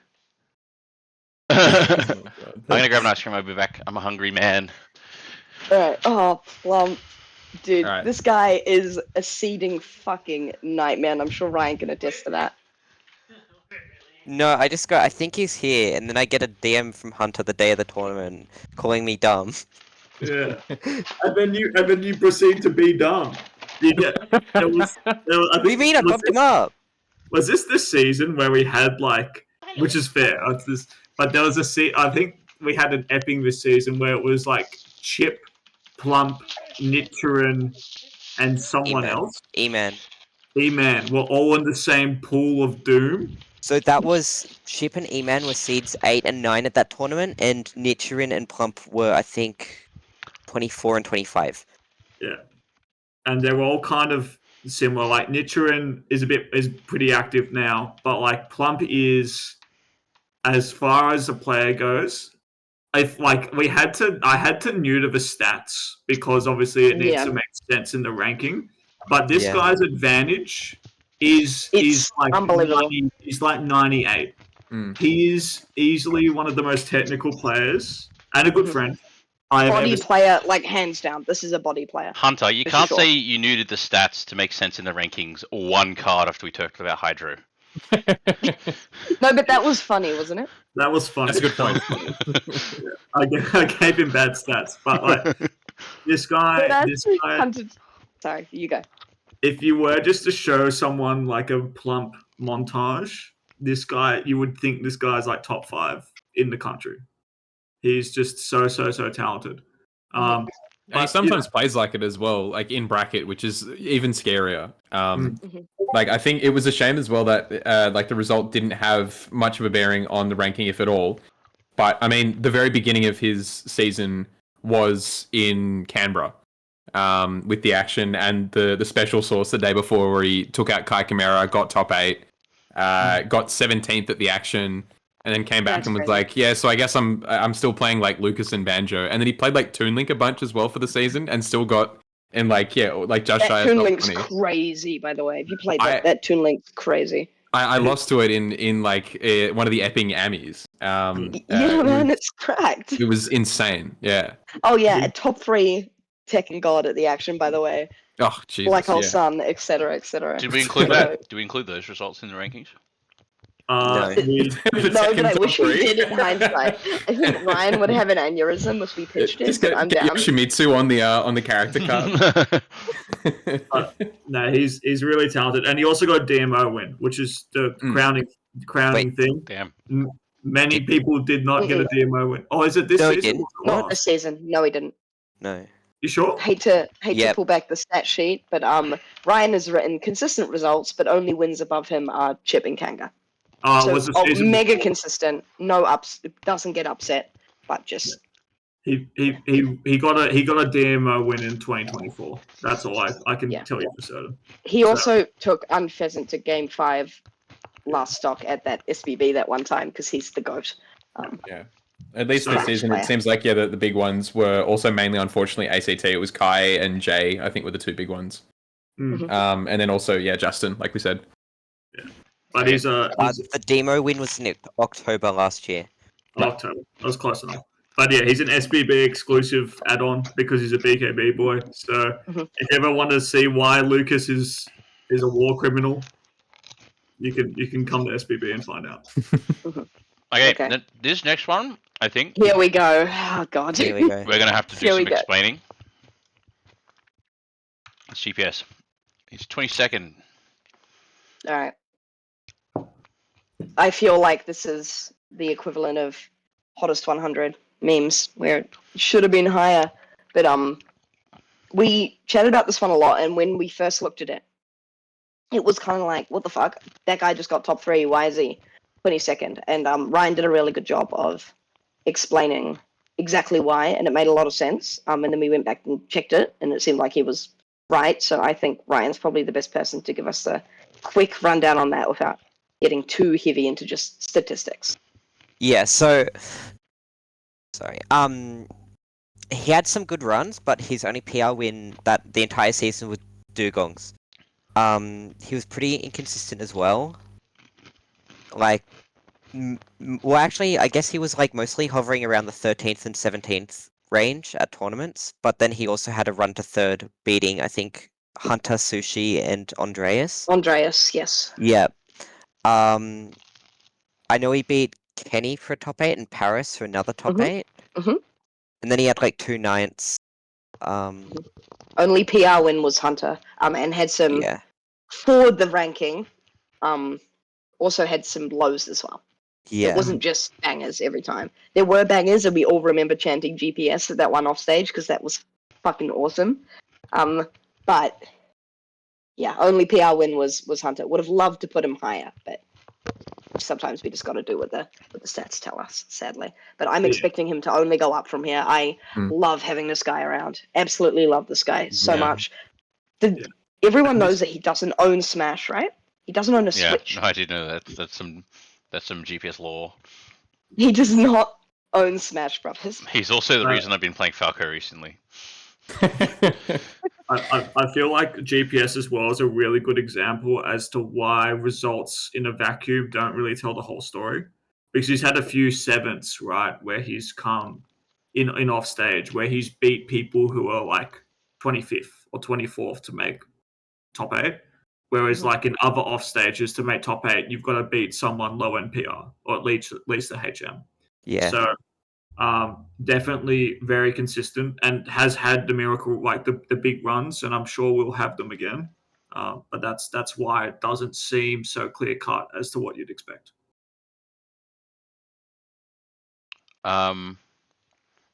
Okay. And last one before we do a couple more questions real quick. Is Kathy the Cutie Pie. local Lucas meme. Also, the second of the 3 international students coming to take their spots on our showcase. Yeah. First season for Blood Moon, Kathy, and Drassi, who we're obviously going to be getting to. But Kathy this season is the second out of the 3 players, fun AJ fact, to beat Rello. Her set count was actually 2-3 with Rello over the season. So technically negative, but 2 sets on Rello, which is they play a lot as not well. easy. As far as they I do. know. They're good mates. They room together at the action, which is sick to see. She was also even with Dugongs and Drassi. Yeah. And those are my fun facts. Yeah, beat me with Lucas, by the way, Kathy. Beat me twice with Yeah. Lucas and then lost to me with Bayo. So you know I what? I'm going to don't- take If I Bayo remember off your correctly- PR next Who time. got If I this remember card correctly, yesterday? you 'Cause said I you did lost not to see the it. ledge, Hunter. Oh, I won't talk about the ledge allegations. That'll be left for another day. But I see you, Kathy. I see you. I swear I've talked to you before, Kathy, and I was like, oh, I thought you played Bayo, and you're like, no, I'm a Lucas main. Bayo's just a pocket. Make up your mind. Yeah, but to be honest, like on the stat one, because Johnny and I did a lot of the stats. Like obviously everyone helped out, but I remember doing Kathy's, and we found it hard to do because I think like Kathy's quite a well-rounded player. Maybe a few laps and disadvantage, but like very good advantage. It takes a really good moment, hence why like Kathy's got wins on Rello, got wins on me, got wins on Drassi, because that obviously gets the full mile. So yeah, really clean, and I wouldn't be surprised if, you know, with a few good consistent like tournament runs, you would well be within the HM range. You just have to like really get the fortune going your way and really refine that Lucas gameplay, which you're so well known for. That's so true. Mm. All right, let's get a couple of questions in. Sydney's highest ranked Lucas. There are 3 Lucas players on this showcase. That's insane. Uno Memento. And that's not even counting Maz as well, who's been making big steps. Yeah. Okay. Absolutely. Dude, Mads does not drop one of those like snakes No, off the he ledge fucking at all. doesn't. He's a B plus player. The tech is nothing to this guy. Yeah, Inputs, I was nothing. getting farmed by it yesterday. What the hell? Yeah, Okay. yeah. So, El Juego, and yes, I know that's not how it's pronounced, but Yain asked me to pronounce it wrong every time I say it. How does unranked losses affect your rank, and how are wins on inactive players measured for rankings? Unranked losses don't affect it too much unless it's like a common theme. So if you have a lot of them, it will have a negative effect on your rank. But like if you just like have one loss to someone who's not ranked, it's no big deal. Yeah, I hate to bring this up again, Karen. I'm sorry, but again, when we were explaining the reasoning of Kitt having absolutely insane wins, but being slightly lower than people that had wins that on paper don't sound as good, it's because of something like that. But when you get down to that lower end of the showcase, when you look at 38, 39, 37, if they have an unranked win, that's only players that could hypothetically be if 41 was a rank, 3 ranks, 4 ranks below them. It's not the same thing at all. Nobody gives out tickets like Mr. Miller. You've got Hunter literally right next to you. You've got Hunter, dude. Do we want to bring up the Violet ticket season? Look, I think Hunter drops less sets to unranked players than I do.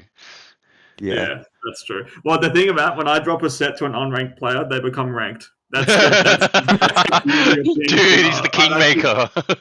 I'm actually cooking the system. It's like, Isaac technically never dropped the you set get to to an the end of unranked the player. season, You skip it to the next and then season.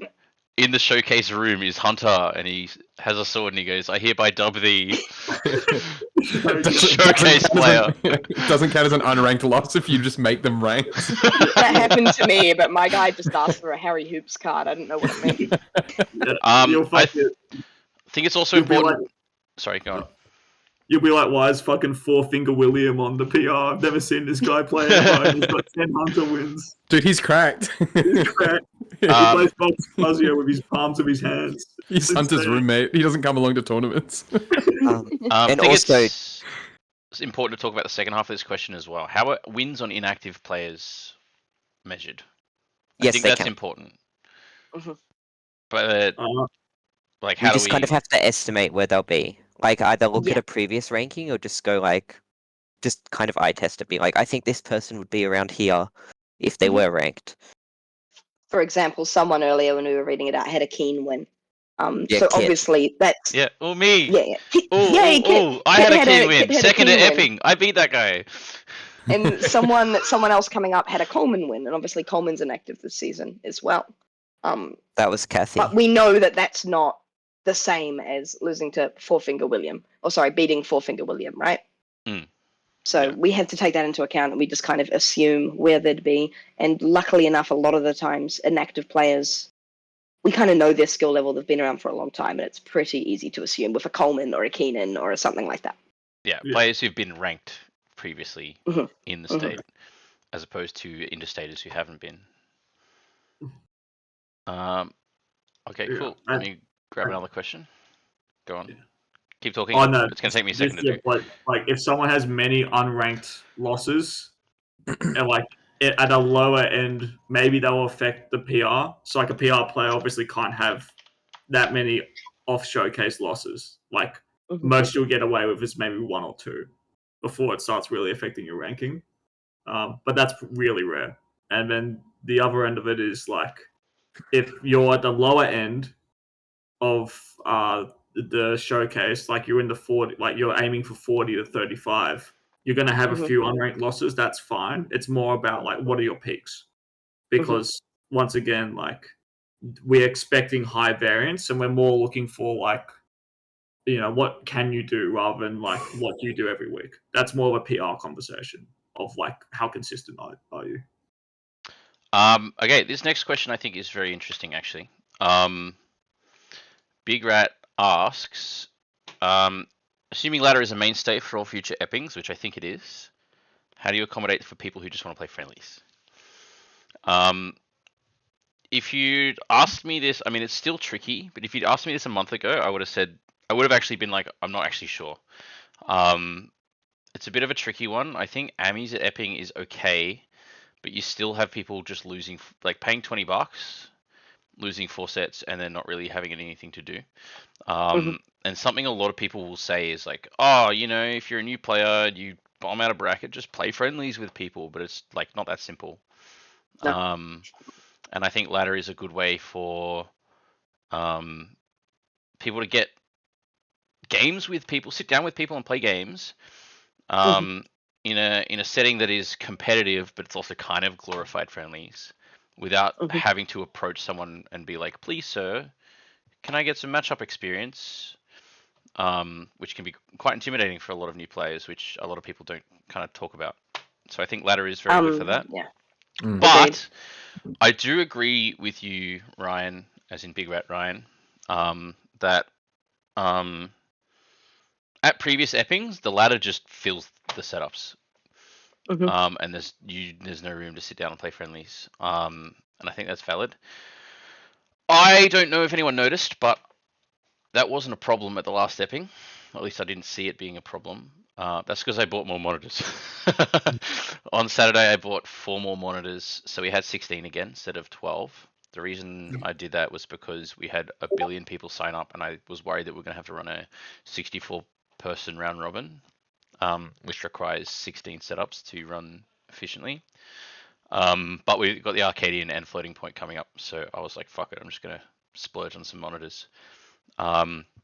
So, I mean, people can let me know if I'm wrong, but I don't really remember a time where all the setups were fully packed and you couldn't get a set for 10 minutes. There were enough setups. I think, to go around. So I'm hoping that stays the case, especially if numbers drop off, because obviously yesterday there were a lot more people than usual.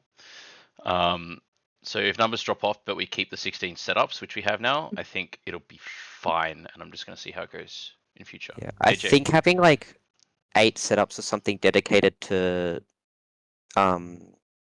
ladder, and just the other side of the room dedicated to pro bracket, and then once pro bracket starts to people get eliminated, those can be friendly setups. What I was going to say was full, pretty much transparency. The first time or couple times we did ladder, at Epping, we didn't dedicate friendly setups, and at least I got that feedback and tried to note it. And I know Kitt and I have been trying to at least have 1 or 2 setups as they free up after pro bracket, like Ryan was talking about, be dedicated to friendlies. I'm going to do more of a job, or put more of an effort into kind of calling those out when those come available, because I think they are important to have, as well as ladder, as well as when pro bracket will start dwindling later on in the day. To be honest, I used to feel the same. I don't really anymore. And that's because I have dedicated setups to be for certain brackets every single epping, and no one fucking listens. People just sit down at a setup and start playing fucking games. And it doesn't matter how many times I announce it on the microphone. Hey, this setup is for pro bracket. This setup's for ladder.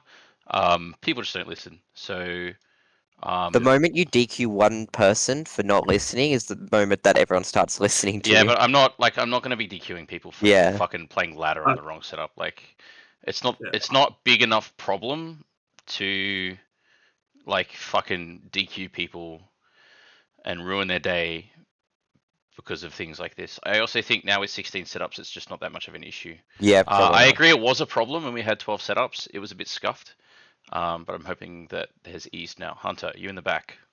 I feel like we've answered the question pretty well. Yep. We're in the TO ramblings of the evening. Oh no! Really, but just on the closing note to it, it's really important that this question is really important for Ryan and people to ask, because we always need feedback on how things go, because we only have our own perspective. And like, obviously, we're people on this call aren't the only people in charge of Sydney Smash, and it is a community. So if you think there's another way we can do, or there's another format you can try, as long as it's not Excel spreadsheet triple elimination, like these fucking catch me dead over my dead body. That would be so fun though. That was my idea, yeah. But that's fine, I guess. I think executed. That is very true. Like, genuinely, don't feel intimidated to come and approach me and anyone else with feedback.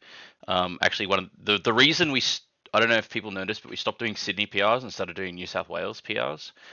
Mm-hmm. That's literally just because Guts was like, "Hey, bro, what about the rest of New South Wales? Wouldn't it be cool if we did it all together?" And I was like, "Yeah, shit, I hadn't really thought about a way to do that. Let's do that," and we have. So, so I'm always open to feedback. Yeah, it's really important, and sometimes we get stuck in routine because it's the easiest thing to do. Yep. And it's not because we're maliciously keeping down the people who really like Amy's brackets or really want to play friendlies. It's mainly because like that's the rhythm. So if you do have, our main priority is for the scene. So just let us know. But yeah, thanks for this question. And also, I know GPS is a Dugong's card. I have a Dugong's card. Kitt has about 6 of them. So I have one of each now. I have 2 of each now. Yeah, I don't know who the rest have. I feel like they're being hoarded somewhere. Okay, our next player is not Kathy Cutie Pie. It's Froggo. Yay. Who the fuck is Froggo? There he is. Found him. Top 20. Froggo. We're in our top. This guy is going to be an interstate menace. Holy shit. Froggo's crazy. We fit Kazuya. What a dynamic duo of fuck you of characters. Combo. Insane combo. Cracked. Says the Min Luigi co-main, by the way. So Min Luigi, the same genre. He's alright. Min Luigi, I think, is like almost the opposite. Where like he's gone like the DLC Luigi, and I've gone the DLC Wii Fit. Like I've just got like just more range, but then he's like, I don't know, like a complete side note as well. That character art specifically, I swear to God, that Kazuya looks like Ridley. Am I crazy? Yeah, I thought so too at first. No, I see it. The Ridley wings, right? Got the wings out. Yeah, it's like the wings. It was actually a Rambo card at first, and then Kitt put the Kazuya over the top. Isn't it weird how every Kazuya player has a fucking random scrunkly dude as their other character. Yeah. Just in case. Pac-Man. Wait, that's actually sick, man. Oh shit! Yeah, you're right. Zach has that as well. I didn't even think about that. Yeah. Yeah, Froggo doing really well. A really good run at Phantom. Sorry to bring that back up, Hunter. Don't worry, I need to get to the drink. Just surprisingly, I'm really thirsty. But he made the most of it. He made a good run. So hats off to Froggos. Can I tell you my favorite thing about Froggo, actually, which is quite funny? It's going to be from a Roy player's mind. Yeah. But for whatever reason, Froggo opts for the Wii Fit matchup instead of the Kazuya matchup. And I'm infinitely grateful, even if you do sometimes whack me up for it, because you're very talented. I wish You're, Froggo yeah. would play Kazuya into me more. Yeah, I don't want to play the Wii Fit. I just get hit by deep breathing back air, and I go, "Yep, I'm an idiot," and then I get hit by it again. So, While we're talking about Froggo, Froggo actually asked a question, and he said, "Who decided I was a mind player? I never think when I play. I am absolutely a heart player." And this is something that Fumble pointed out to me on the day of, and I'm like, someone changed it right now. When I did the first pass, not a mind I rushed player. through it. I did the first pass. I rushed through it. Froggo, I was like, oh yeah, heart, 100%. Who changed Froggo to mind? Out yourself right now. That's probably on me or Johnny. We'll take it in solidarity as birthday bros because we did them all. I did 40 archetypes. And okay, maybe we got Froggo's wrong. First pass wasn't that bad. I thought about it a bit. Maybe we got Froggo's wrong, but I swear you had Isaac as a mind player. Okay. No, I didn't. I put Isaac as heart. There were some war crimes. But yeah, I think if I had two, Froggo's one I'd redo, and also Drassi's one because I think Drassi's heart as well. I think Drassi's body, but that was all right. Whatever. Yeah. We'll get to that. We'll get there. Yeah, we'll debate about that later. But yeah, definitely I can see why. It's that weird vibe of character specialist where you've got so much like niche data in your brain, but sometimes you come off as like I don't know, like a mind player because you just know so much little detail which no one else does. So maybe it's a bit of an illusion in that. All right, next up we got Thrill House, our first Gong rep. I think our only Gong rep because Iceman's not here anymore. I count Kev's. That's second on Gong PR, Cloudy, actually. Put some respect. That's true. That's true. Point. I don't really think of Kev as Gong because he doesn't live there, but yeah, true. Anyway, we can talk about Thrill House now. Yeah. Well, I'll talk about Thrill House because I've done a bit of Gong. If no one else wants to. Yeah, I've literally never played Thrill House in my life. At least I don't remember playing. What? No. Oh my god, I play that guy all the time. I love Reese. I mean, I'd love to play him, but offstage the same night as Gong, so. Thrill House is Cloudy's arch nemesis, and definitely someone who over about 4 years I personally have had a very even spread with, and he's a bit of a giant slayer. Like I know that when Phoebe was active, he was no stranger of taking sets of Phoebe. I'm pretty sure he took a set off like number 1 too early. His X factor is definitely like really good, and his clutch gene is really good. He's a player which never really goes out, and kind of similar to what we said about Jazz, but the neutral and advantage, like the neutral in particular, is like he waits for the moment and he's patient, and it doesn't really matter what the stock lead says. Like he will play it to the final minute. So, as in like until the game's over. So. Thrill House is a really, really good player, and definitely like as a regional player, if you underestimate him all the way up to like grand finals, he will actually take you for a ride. On a side note, again, just personal note, I'm really happy to see Reese getting up to a lot more Sydney events as well. He chopped a couple eppings last season, and he's chopped at least one this season so far. And I just love having that guy around. It's awesome. I think it's definitely one of the best, but also one of the, I would assume at least one of the most stressful parts of ranking sort of, out of city players is like they only kind of remind you where they're up to, or like, where they are comparing themselves to, like once in a blue moon. And so especially, like Thrill House coming along, just being like, It can still beat dugongs, by the way, and then just kind of dipping for like another month at a time. Like it's obviously like a very very hard thing to seed, but also just like a very very difficult thing to try and just like keep on top of as well. I think as a panel. Yeah, for sure. Okay, next up is Sky. Yeah, in the Ricky boat of kind of just in a lane, moisturized. Peaks top 2, Sydney, wasn't she? Second or third? I Ryan can't will know remember. this. I can't remember. I think it was like... second. It was Demo. I think it then was Sky. second to Demo. Yeah, Mm. Demo Sky. But yeah, someone who's had a glow up outside of the game, and that kind of reflected in the glow down in the game. But I think that's honestly the net positive. Genuinely, like, she looks so much happier than she used to be. Yeah. Holy shit, so much. Like, I haven't seen someone be like, I'm gonna put effort into myself as a person, and then do it and be like, wow, I'm like, fucking like, I haven't. Yeah, I don't know how to describe, but. And I think, like, despite all that as well, she's still like an absolute terror to be going up against in bracket, which is like 100%. so infuriating for even the people above her. Like, Yeah, they'll be like, "Oh, so I've got Sky," and like either she's gonna DQ, and I'll be like, "Oh, great, I've got like a free pass," or "Fuck, like I actually still have to play this character." Oh no! So That's out of position. She touched grass, and she's still fucking good at the game. It's bullshit. Yeah. Definitely a mind player, by the way. That one was easy. Yeah, 100%. There's a reason why. Like, if you thought Relo was very studied on the game, Sky was next level. And I feel like no matter how much time you take away from the game, you're going to see She'll never lose it. Yeah. You're going to see a 90-degree angle, and you're going to think, yeah, snake up tilt there. I'm going to hit that. Like, it's in the muscle memory. So we're very blessed to have Sky in the scene. Once again, even Indian activity loves to talk about the game, and will have the wackiest of wackiest sets with you if you really want it. So 100%. props to Sky. Okay, next the up. original Sydney Duck Hunt, by the way. No, that was Mongo. No, that was James. Mongo. Mongo was playing Okay. Duck Hunt. I will eat my words. That's Amy's I believe winning you. point. Next up, Violet. I don't think Violet's going to be below 17 for a very long time.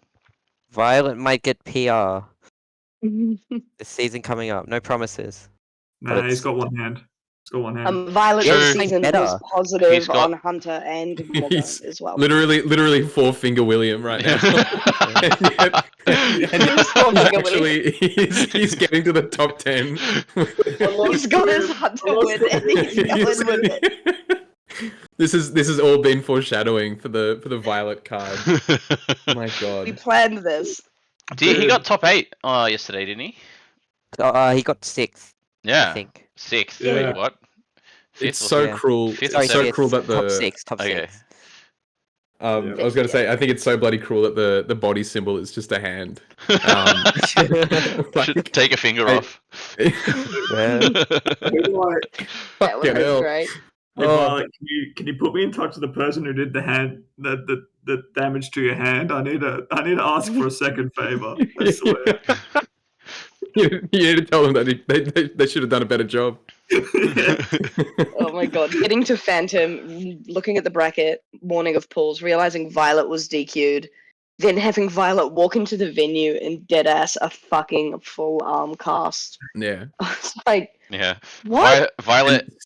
Still cheering at the front as well, like at the front for the entirety of like top 48 was. Yeah, he was. Yeah. It was. I can't believe great. Violet's gotten fucked up at a major twice in a row now. Yeah. Mm. Rip Susie Sunday. I mean, I the don't know. first time was on him. The first time was because of these bad boys. But back to the stats. Violet's very, very, very good at the advantage. I actually think we may have got it wrong again because I think Violet's more X factor than disadvantage and neutral. I'm going to blame Kevin for that. But one of the few players where if he told me a year ago, he was like, "Oh, I would have been way better if I just hit my shit." and he did have this conversation. I went, oh yeah, cool. I've heard that like a million times. And then I play him the next set, and he hits all his shit, and he just whops me. I'm like, you do. He's got that. He's got a massive, massive ceiling for when he's like really on it. And this season in particular, like this is a good rank, but the next season is definitely, I think. Yeah, where he watch was. this space. for Kev, sure. you want to come into also- the chat and tell us the story? Yeah, Is Kev, there a story there, Kev? Dude, I've got a Kev, story. you have access to this Discord. So before on Thursday before Phantom, he sends me a message and he says, "Hey, do you have a doubles partner?" And I went, "No. Like, what's up? Do you need one?" And he said, "Nah, Joe needs one." And I look at the bracket. I'm like, "Aren't you with Joe? What the fuck happened?" And then without prompt, he says, Sends a "I hurt photo. I hurt my hand," and he sends the photo. And I saw a tendon.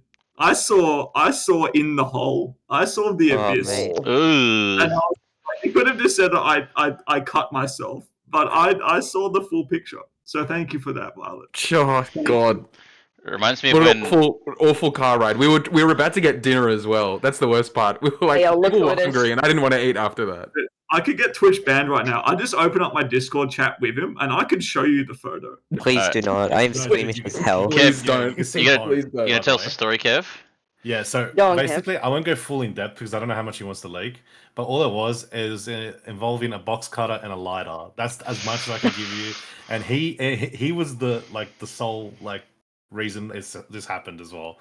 So and he got down all the way to the bone, like he could see bone. Oh, So Jesus. yeah, like look, and now like he's like, oh no, it's fine, it's healing super well. I could do. He sent me a message today talking about how he's doing a gong right now, but like this guy's going to be a freak, I'm telling you. But he will lose against me like he always does, because I'll just grab him and he won't be able to mash. So Yeah. I Yeah. take pride in destroying someone who has no ability in using their hands. You know. no, Nichiren yesterday played Violet, and Violet was telling me that Nichiren would like roll him at low percent, and Violet just can't mash out. So Yeah. Nichiren is just doing the most insane custy low percent, like week one ultimate combos. Yeah, that's what you got to do. And Alright. who loses and back, this guy, baby? even then, like now against Morgane yesterday, was still able to do well without like trying to avoid grabs. Like it's going to be a really bad thing for him, and he's like not phased by it at all. And he will definitely be shooting for that PR spot. Like he was very devastated about not getting PR. I like after the incident, but like now he's like I might still have a shot. So watch this space. This guy's going to be a freak, and his card shows it now. And I think you're Yeah, right. I- Yeah, his advantage is definitely up there. Yeah. For sure. All right, let's get He's moving crazy. just because we've got a lot to get through. It's nearly Stand by all. it's quarter Bye-bye. past 10. Next Bye, up Kevin. is Right. Spike. Thanks, Kev, by the way. Spike, Thanks, Kev. All the right. king of Newcastle. Who changed him from mind to body? Who was it? Not me. Just me. Hunter? His body. No, his body. That guy's cracked. That guy's the most cracked body player. Every PR Actually, yeah, I'll give it up. I reference. actually think his body. I think his Ugh. body. It's, Okay. If he's mine, then why can't he get around fire? Hey, I've seen him lose to like 12 younglings. If he's mind, if he's that smart, then get around fire, Kurt. I swear to God, that guy's body. I've never seen someone. I was watching him at Phantom, and he gets one grab, and there's 8 Victorian players watching, and they're like, "Oh yeah, that's 20%, haha," and then he gets 70. And I'll tell you which character he got 70 on: Greninja. The How do you do smallest that? 2D little piece of shit you'll ever see. Sorry, Violet. I know I was talking about how great you are, but yeah, guy is so cracked in advantage, and he's like 20xx on, a bottom half of the roster character. So, just mad respect. Okay, next up we've got Olag. some guy. Solo. Some guy. What are you Yeah. doing up here? Only person. Demo Only Slayer. person outside of I think the top 4 or Top 5 because I had a demo win. that got a demo win this season. It wasn't that hard. No, It sorry, was- I was sick. God damn, I'm bad. No, look, I think, Mimin's fucking cracked, man. I'm not gonna lie. I think, wait, why am I talking? This feels weird. No, you guys talk. Okay, I'll talk. Min Min's fucking cracked, man. I don't know. Yeah. It's his fucking character. Nah, she's I sure mean, shit. historically, Alex has always been someone who beats the really top players, like way before anyone else does. Like, I think it's no surprise that like if you have a consistent season and then you do your Alex things, that you will get like HMs, if not even like in a really good era, like PR. Like for instance, Alex has been like Shmoo what 4 times? I think I've beaten him like twice. What the fuck? Oh, it feels What the 4 fuck? times. Do you know how many? So you've been Shmoo in like 2 times, maybe out of 15 sets. Do you know what Johnny, Isaac, and I and Guts' combined Shmoo record is? It's 0 and 80. Alex, it's literally, we call it the Shmoober. If we all got in an Uber, we would go home in the Shmoober. But Alex can just do it. He is like actually the biggest God Slayer you'll ever see. And yeah, it's crazy to me. Just So the really Shmoo's nice, real weaknesses are Alex and Pack Hydro 2 years ago. I fucking love that fact. Oh yeah, absolutely. it's if you're a heart player with a fucking voice for radio and a face for modeling, yeah, it's over. All you need to do is pound. I think I will say though, like for a rank 15, like I will say sometimes my biggest enemy can be myself. So like if I get super confident being like I'm actually kind of the GOAT right now, and I run off stage and just like try neutral air and then I just fuck up the input somehow and just like kill myself. And then I'm like, wow, I'm actually the worst player here, and that's actually how you can win like super easily. But like you've got a really nice spread. Like you've got DMO wins. You've got multiple DMO wins as well, right? You've got DMO wins. Just one, I think. One? Yeah. I swear it's 2. I'm guessing you up now, but I appreciate it. I reckon he has like 4, if I remember correctly. Yeah, I mean, I got like Just a doubling billion. all his wins. Actually, He's got I'm changing his rank right now. I'm pretty sure he beat Demo 3 times.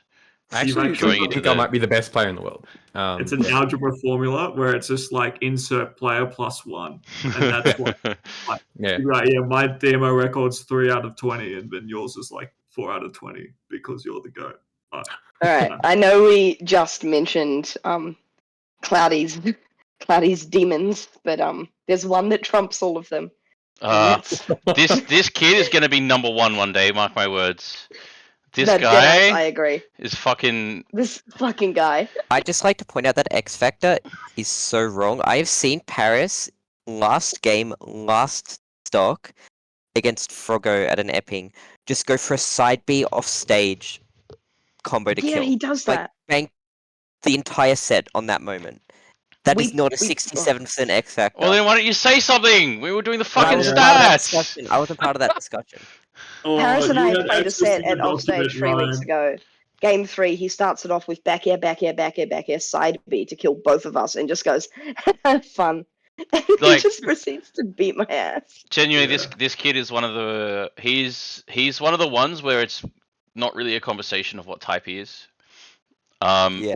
Dude just talks about the game all the time, Mhm. loves the game. Paris strats. Obviously, You everyone's seen the his video. YouTube video? Yeah, Go yeah, watch it. it's pretty It's so good. good. Every side B, every move that combos into side B, part 1 of 14. Yeah. And honestly, shout outs to I think it's Tanya. Mhm. Tanya's the goat. Tanya's actually the hidden goat. She's so cool, she's man. like she's so she's like, cool. yeah, no worries, I'll drive from the Blue Mountains to Sydney 3 times a week for your hobby. Mm. I wish my mum did No, that. that's What insane. the fuck? Has me getting real sad at midnight, being like, "Mum, why didn't you drive me to gaming tournaments?" Yeah, I genuinely wish Tanya was my mum. That's fucked. That's like crazy. I think I said that to her once. Like, can you be my mum? She's like, "All right, AJ." I'm like, Yeah, Cheers, genuinely, boss. not many parents are like. You hear of like a lot of parents who are like, no, you can't be out gaming because that's not real, and you got to stay home and study. Not Tanya. She's like, yeah, you get out there and you kick those guys' asses. Hey, let's get you on the news. Yeah, fuck it, like- let's go. Tanya Genuinely, was like, talking to me about a major a while ago, and she's like, "AJ, did you watch Insert X Super Major here?" And I was like, "Oh, did you watch it with Paris? It was so cool. I love this set." And she goes, "No, he wasn't interested. He was playing Splatoon with Angel." I'm like, "So you were just watching it in the living room by yourself, Tony. She's like, fuck yeah, I love Doramihi or whatever. And I'm like, you are my goat, actually. She is so cool. Dude, But- Tanya's a Min Min fan? What a freak. That's sick. She played doubles with Paris at a SBB once, and the strat was for him to play Wolf, her to play Puff, and to stock tank in the air. And he would just go, Mum, now! And she would burn 4 jumps and start doing. And then I'm like, was this planned? And she goes, yeah, we labbed it last night with Angel. That's so good. But legit, this guy, like, Paris has all the He almost ingredients. beat me in doubles. Paris has all the ingredients to be a dominant, unstoppable #1 across 4 years. If he, like, For sure. if he's still playing the game the way he is at age 20, he will be, like, fucking shitting on the rest of the state. The next coming of the cracked kids, Yeah. Zach, It's- Scobo, Morgone, Paris is coming for your ass. Paris is the generation sure. after that, I think. He's Yeah, coming absolutely. It's just a matter of time. Not to say that he can't do it at 14, but just, I think it's just a little bit more time under his belt. Yep. It's Paris and that kid that was doing what was it, handstands at Epic. Yeah. Oh, that He's, kid. He's the only. That gets to go. Yeah, but Paris is the only one, and I respect him for it. But he has this certain method of telling you you're dead when you're getting hit by all 40 frames of Wolf F tilt, and he says you're dead in about 4 times over, and I love him for that because I know I'm dead, but I'm glad he told me. When he grabs you at ledge as Wolf, when you're like 150, back throws you during the animation, goes, "Are you dead?" And I'm like, "I don't know, Paris. Am I fucking dead right now?" Yeah, but it's great to see someone consistently compete like he does and get the awards, because this is easily his best placing. All right, next up, someone else who's kind of just chilling, Yeah. living life, Living her best life. Mm-hmm. Yeah, Simi. I mean, like, and living her life and still getting fucking good rankings, Oh, for sure. Didn't attend too much. Pretty sure she just scraped by off attendance this season. But when she did show up, she got good wins. She did really well. Yeah, I she's think like, you she know what? had like. Sorry, you go, Kit. No, I was just gonna say, she just shows up and is like, you know what? Fuck it, I'm gonna play K Rule, and then gets like 2 PR wins. Yeah. No, that K rule's Calls it a crap. day. You don't get it. The K rule's Or the crazy. Incineroar as well, I think, Yeah. is a complete fiend. Yeah, Yeah. that's From memory, explains the 81 she, X like, factor. she had fine attendance. Like she met attendance comfortably, but most of that was in Gong and Newcastle. She, I think, only had 2 Sydney tournaments, and she did very well at both of them, but it wasn't enough for PR. Yeah. But no, really quite well-rounded as well. Like X Factor is definitely up there, mainly because of the pocket picks. You could be up 2 games, and then the Incin comes out, or the K Rule comes out, or the Bao Jiao comes out. But like very comfortable in all aspects of the game, and obviously, if she was really, really, really trying, she could be anywhere with it. So. Oh, 100%. I'd I actually- think everyone knows that. I sort of want to mention, like, on that note as well, the question earlier of like, how do you find yourself, like, getting ranked on Showcase and things like that. Not only like obviously, and I think all of it does come from like practice and like small incremental improvements, but I've definitely found when like my results at least have been the least consistent, it's been when I've felt uncomfortable like in set probably the most. So like in terms of like playing and feeling like, oh, I actually don't have control of the situation right now. I think just at least like learning to be in control, I think is a really, really important aspect of not necessarily like having a cracked advantage state or whatever, but just like knowing kind of what's going on. And I think that's probably one thing that very few players have ever really shaken Sumi with. Is she's just like, she's been playing the game for so long that even though she doesn't play as much now, she's never really, I'd say like surprised, if that makes sense. And I think that does just mean that like it's very, very hard to like shake her core. Another fun fact about Faith, I always love to point out, is she's pretty nonchalant about it, but if you've ever had a conversation with her, I haven't met many people, maybe Ryan comes to mind, who know Oz Smash history like she does. At least the ultimate history for Faith. She's across everything. She was there for pretty much all of it, even if you didn't see her in the background years ago on Wi-Fi. She's got such a deep like love the community in the game and knows so much more than you think she knows. If you just have a chat to her, she'll be like, "Oh yeah, I remember this Wi-Fi set from 2019 with blah blah blah blah blah blah," and then said this in AOT, and she knows every Elite Smash gym blow, scrim blow, whatever as well. She met I God. think that's super cool. She met God. She met God, and it was a Jigglypuff player. Yeah. It was God that now goes one by Sissy Wario Boy, called by the way. Bidoof on Quick Play. That's the What was that, Ryan? That Puff God goes by Sissy Boy now. That's a massive slight on any Christians out there. That's some lore. Yeah. Anyway, sorry. All right, Alright. we'll get into the HMs. Next up, we get our first HM. It's Robo Joe. Slipped 2 spots from the last PR since his debut in the top 10, but still fucking taking names. Playing a terrible character. Character doesn't work. Yeah. And a pocket even worse character. Yeah. The pocket worst character is That Dr. Mario goes so hard. No, Sydney was scared of that character pre-COVID. He just started popping up, got a few PR wins, and then COVID happened, and he kind of just dropped the game until we ran into him at a Megaland like last year, and now he just goes to everything. Yeah, some dumbass didn't recognize him and seeded him 0-2, and he beat my ass and loses round 1 with Dr. Mario, and I'm like, who the fuck is this? And the next day at SBB, Ryan was like, AJ, why'd you seed Robotic Joe 0-2? And I'm like, I don't know who that is. And ever since then, he's made PR and he's HMs again this season. Like, this guy is sick. I played him one time in an offstage, and it was my first time playing a Marth, and I was like, look, I've played a lot of sorties, and Marth has to be a lot more precise than most sorties. I think it'll be fine. And I got fucking rinsed. I think I got like 2-stocked and 3-stocked. And I went to Mungo, and I was like, bro, what do I do in that matchup? And Mungo's like, oh, I don't think it's that bad, to be honest. I think Ness does fine in that matchup. Obviously, he has to be very precise, and you can kind of mix up your movement a lot.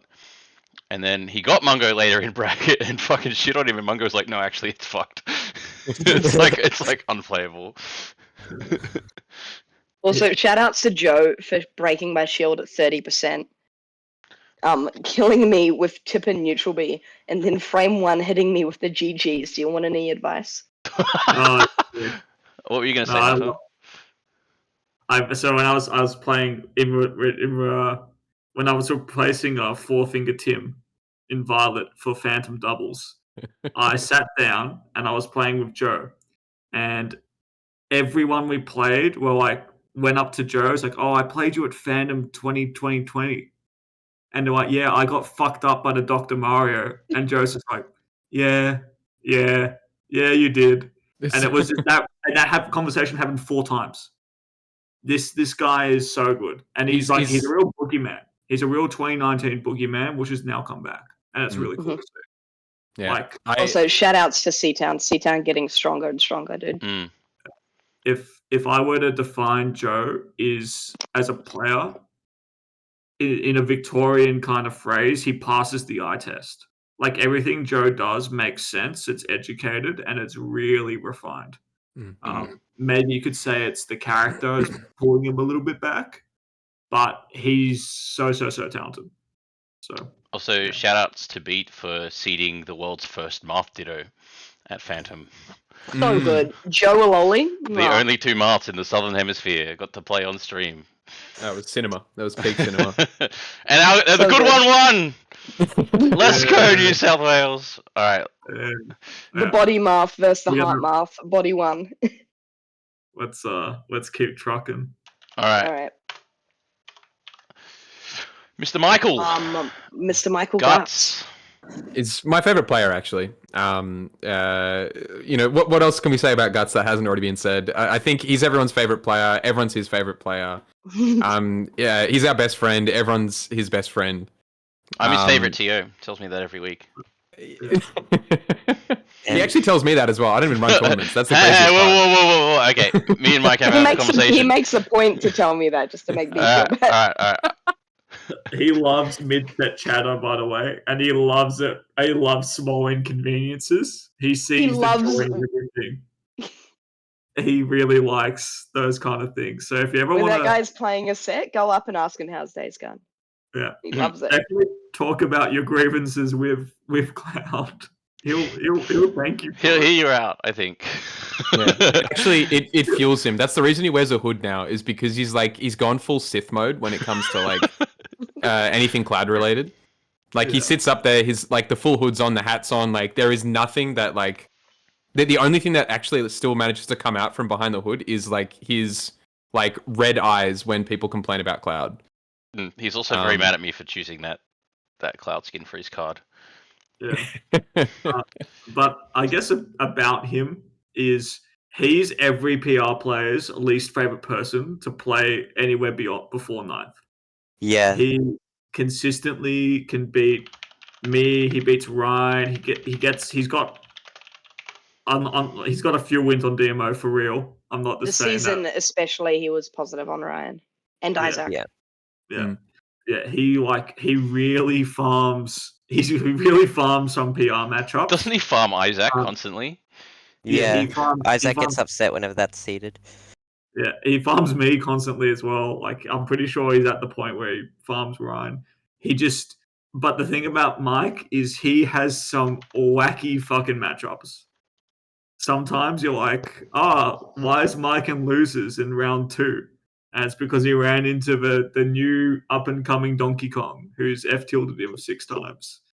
So that's really why he was really close to being PR when we were doing the. I actually had him on my PR, and then everyone had to convince me that Chipotle got it instead. So take it up with everyone else, Michael.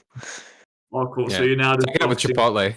That Yeah, bastard. actually. Why did you have to like show up at the end of the season, Chipotle, and pop off? Get like third at everything. Yeah. Yeah. Okay. Look, Speaking of Chipotle. if my partner gets we've got a few questions. I'm gonna yeah. go through a few questions first. Oh yeah, let's do some questions. True. First question is from Zach. Zach asked, Oh God. no, he asked, Here we does go. Paddle fuck with Skibidi Toilet? Of course he Yes, does. absolutely. Yes. Okay. I hard fuck with Skibidi Toilet, Zach. You know that. Okay. And then next Fucking question. hate that question. Morgan asked, do you F with Skibidi Toilet?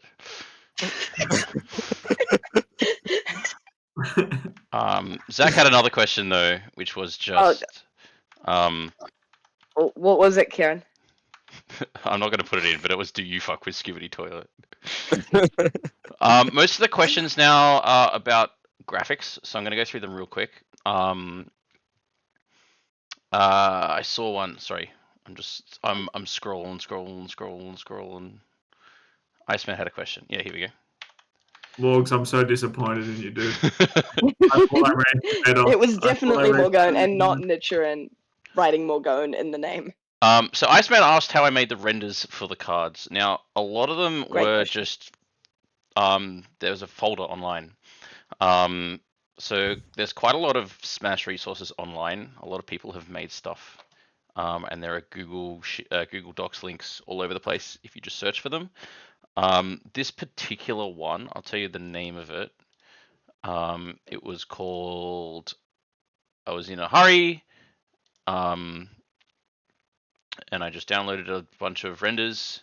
They're called Soul Renders was the name of the folder.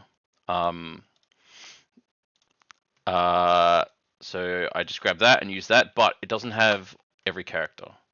So for the sorry, I've got like 5 billion windows open.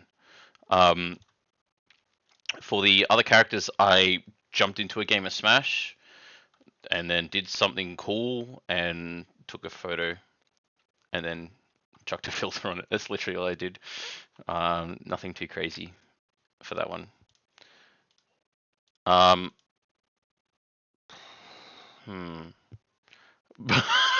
the fuck are you wearing?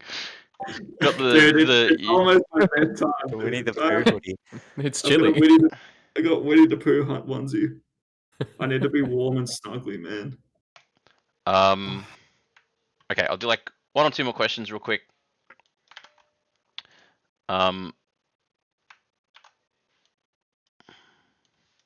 Progo asked if there was any specific TCG that we base this off. And I think but- we were gonna do like a Pokemon thing, like a Pokemon TCG, where every person had an ability. It's also like But- this is a boomer moment, but you can actually play trumps with these cards. Yeah, I yeah, love yeah, Trump. If trumps is a thing that exists, but yeah, you can play trumps. And what that card game is you have like a hand of cards, and you go, I'm gonna play this card for advantage, and then the opponent has to find a card in their hand with a better advantage state, otherwise they lose. Yeah, but the problem with that is most top trumps decks are built where the cards are more or less balanced. So top trumps are shit like, I don't know, cars, and like there'll be a car that's obviously the fastest car, but then there'll be another car with like style factor, which We is can't really forget about style factor. Yeah, that's maybe the most important factor. yeah. Yeah, I think Hydra's Next got a good time. card balance around Trumps. Yeah. So we ended up just being like, look, it'd be take too long to think up an ability and like moves for everyone. So let's just go with like a baseball card style, like the old fucking NRL Tarzos that you get in Twisties packets. Yeah, we just did that, so it was quick and easy. Mm. Let me see if I can find one more question. I think It's if you're not able skibbity to. toilet related. It's not. Okay, so let's just move on to the PR then.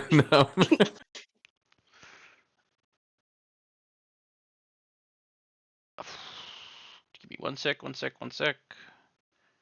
a good question? There's a lot of silly questions here. Oh, Froggo in the chat as well, saying that they've got a good basis of knowledge as well for card games. So hit them up maybe. We might be able to bring them on for if we want to do another one.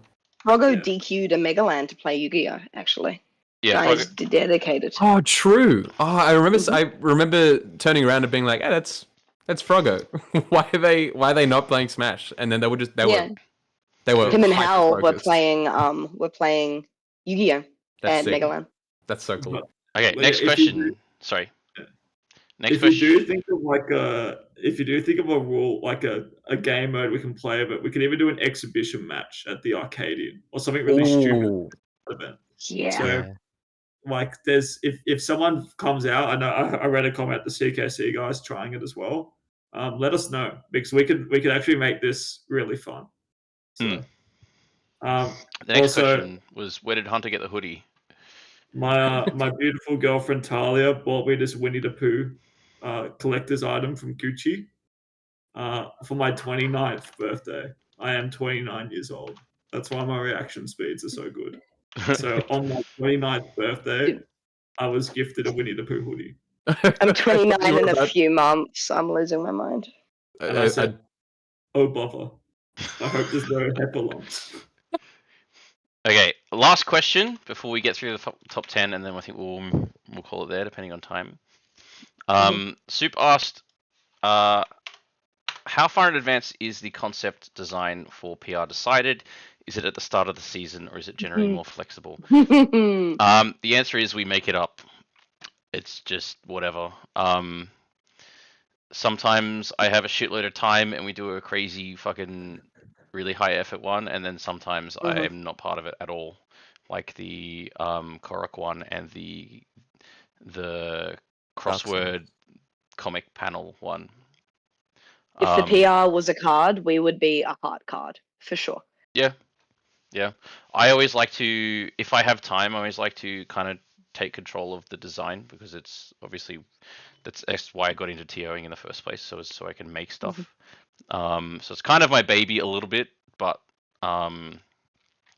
yeah, we'll decide on a design like at the end of a season. So quite often the PR is actually locked in before we have an idea. In fact, this as I mentioned before, this season, I was like, I'm fucking busy. I'm just gonna crank out an old Vic Hub style graphic that looks good but isn't really particularly exciting, just to get shit done. But then I had the trading card idea, which is the best idea I'm gonna have in my entire life ever. And then it just snowballed. And it, like I mentioned, it wasn't actually that much harder to make than just a regular graphic. It is just a graphic, but cut up into 40 bits. So yeah, the answer is I don't know. Whenever we think of an idea. Yeah, like the Common Kit W, comic absolutely. here came to mind like really early. I think we knew we were doing that before the season started. Which PR? Mhm. The comic one. Yes. I wanted to do that for a while, but Rose was busy. Yeah. I think it was 3 seasons in a row. Rose was like, I can't do this. I've got shit on. I'm working on a sick ass game that you should all go download. The demo is available right now. It's called Bits and Bops. If you like Rhythm Bits Heaven. and or bops. If you like Rhythm Heaven, right now, go and Google Bits and Bops, done by the artist who did the comic PR, and also the Floating Point T-shirt art this year. Whoa. Yeah. Whoa, that's cool. Yeah. Yeah, so fun fact about Rose, if you go to Smash Wiki, and in the top, I think left corner, there's a logo. Rose designed that. Another wiki-related Rose Super fact interesting, is yeah. a good percentage of the Brawl info on Wikipedia is courtesy of Rose as well. Yeah. Or And the Sydney Smash logo is her too. Really? Okay. Wow, yeah, no, absolute legend. Of the she's scene. the dark hand of the Sydney Smash scene. Yeah. I didn't know she did the Sydney Smash logo. That's cool. Mm. All right, let's get on to the PR. All right, PR time. It's the main event. I'm so excited for this one. I've lost my fucking window. Hang on. All right. Wait, I can't. I spelled Chipotle wrong. Too fast. It's that's number 10, true. Chip Toll. Did you? I've corrected Incredible. There we go. Hey, there it is. It's beautiful. I'm just running to the bathroom real quick. it. Check it out. The first my of man. the hollows as well. Yeah, the reason Yeah. he's green is because I used that aforementioned like set of renders, and there was only a green DDD, and I couldn't be bothered going into my Switch and making one for him. Sorry, Chip. You're green now. So he's green now. Yeah, it's like an Undertale attack. So, look, this guy, one of the rare stat profiles where it's like neutral and disadvantage.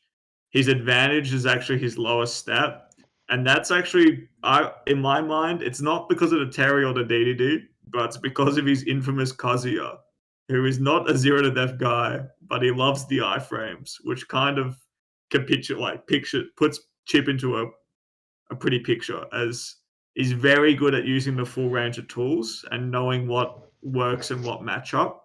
And he's definitely hardest in a game 5. He is so hard in the big moments. Mm. And I guess that's why he's always in the running for PR, because he never stops. That's my 2 cents. How about the most definitely. commentary partner talks about it? I mean, look, I was going to say as well. I think the fact that the DDD's been around for long enough has definitely meant that, like, I think a lot of players, especially players that'll play them more consistently, have started to like figure out the ins and the outs of the character to the point where it does feel a lot more like a mid-tier to low-tier character, like it's supposed to be. Mhm. And then just when you think you've started to figure it out, he's like, "Oh, I actually figured out how to do this thing with Terry," and then he just like beats Seb Pro. So he just he pulls it out. It's like a little backup every now and then. But then he just shows up and he just like melts the entirety of the Sydney scene. Like comes first at tournaments, comes like minimum top my 3 God. usually. My favorite Smash moment of all time was Karen was there with a bunch of people at someone's house watching Chipotle make top 8 at Big Cheese. Yeah, that was Sky's place. Yeah, that was Sky's place. I just demolished the that HSP. It was a good amazing. fucking day. Great day.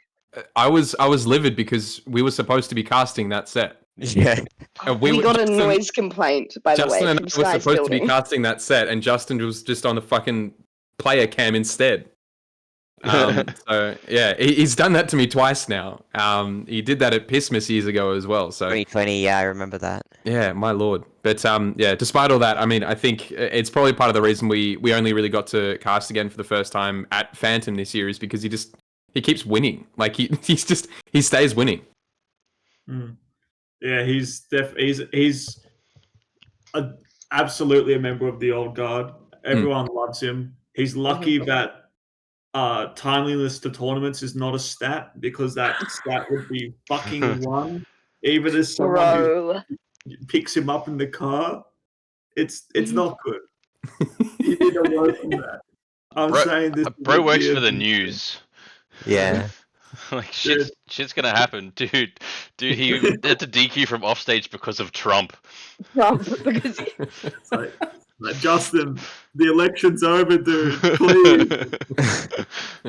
But yeah, true. So shout out for the content he makes for the scene. I'll never forget the 2 videos he made for the end of year epping 2 years ago. the shout outs and I rewatch those at least once every couple. I'm not gonna lie, I actually cried that day.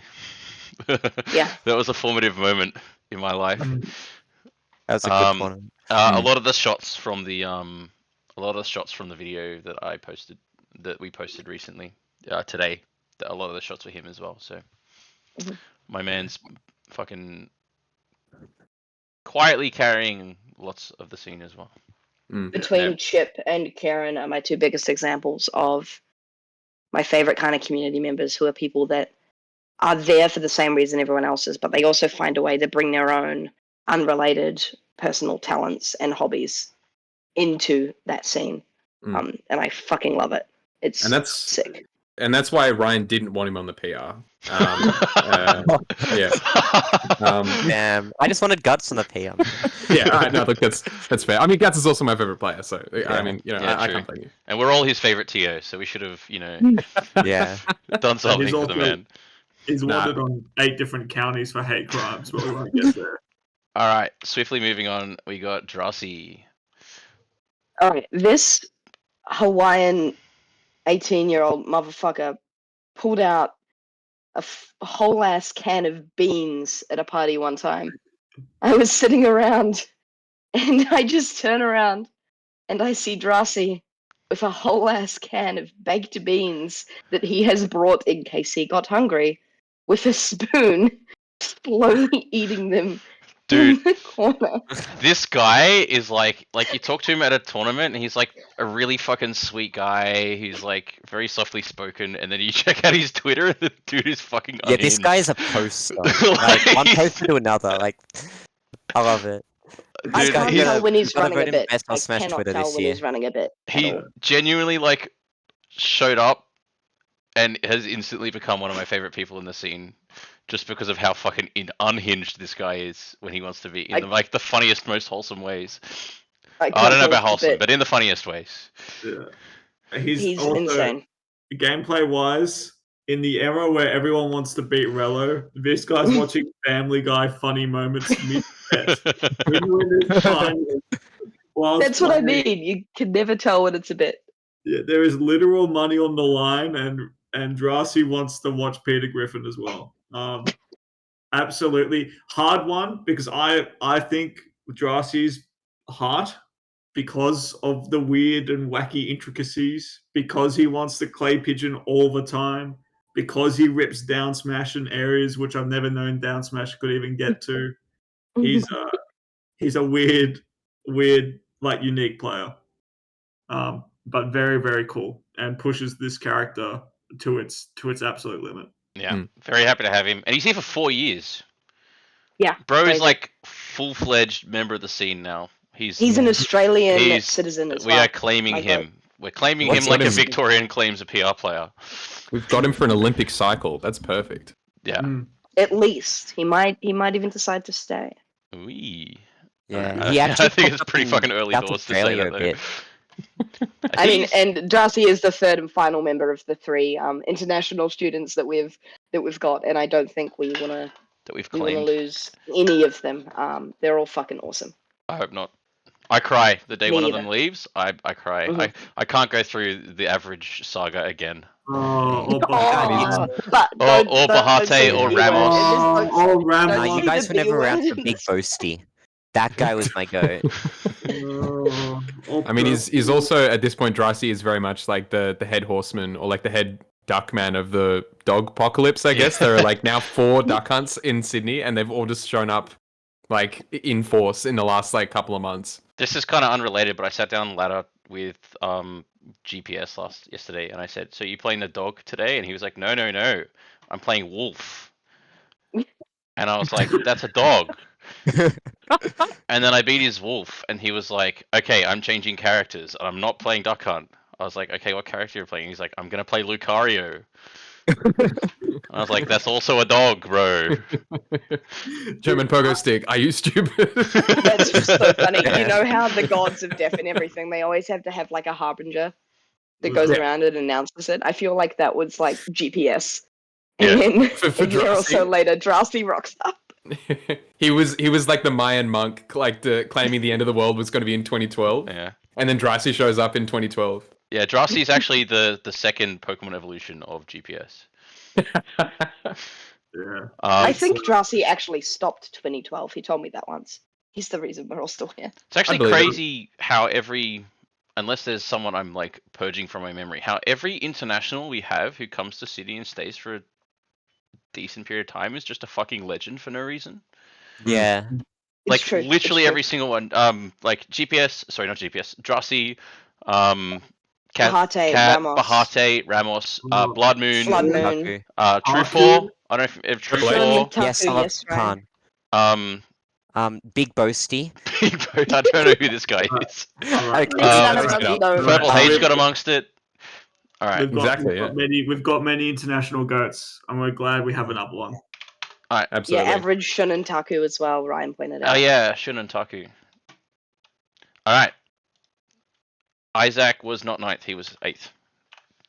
Man! Isaac, this guy. I don't know, who hands out more tickets, do you reckon, Hunter? You or Isaac? Oh, it's close. This season, it was me. These past seasons, I'm the ticket merchant. This current season, oh boy, are we competing.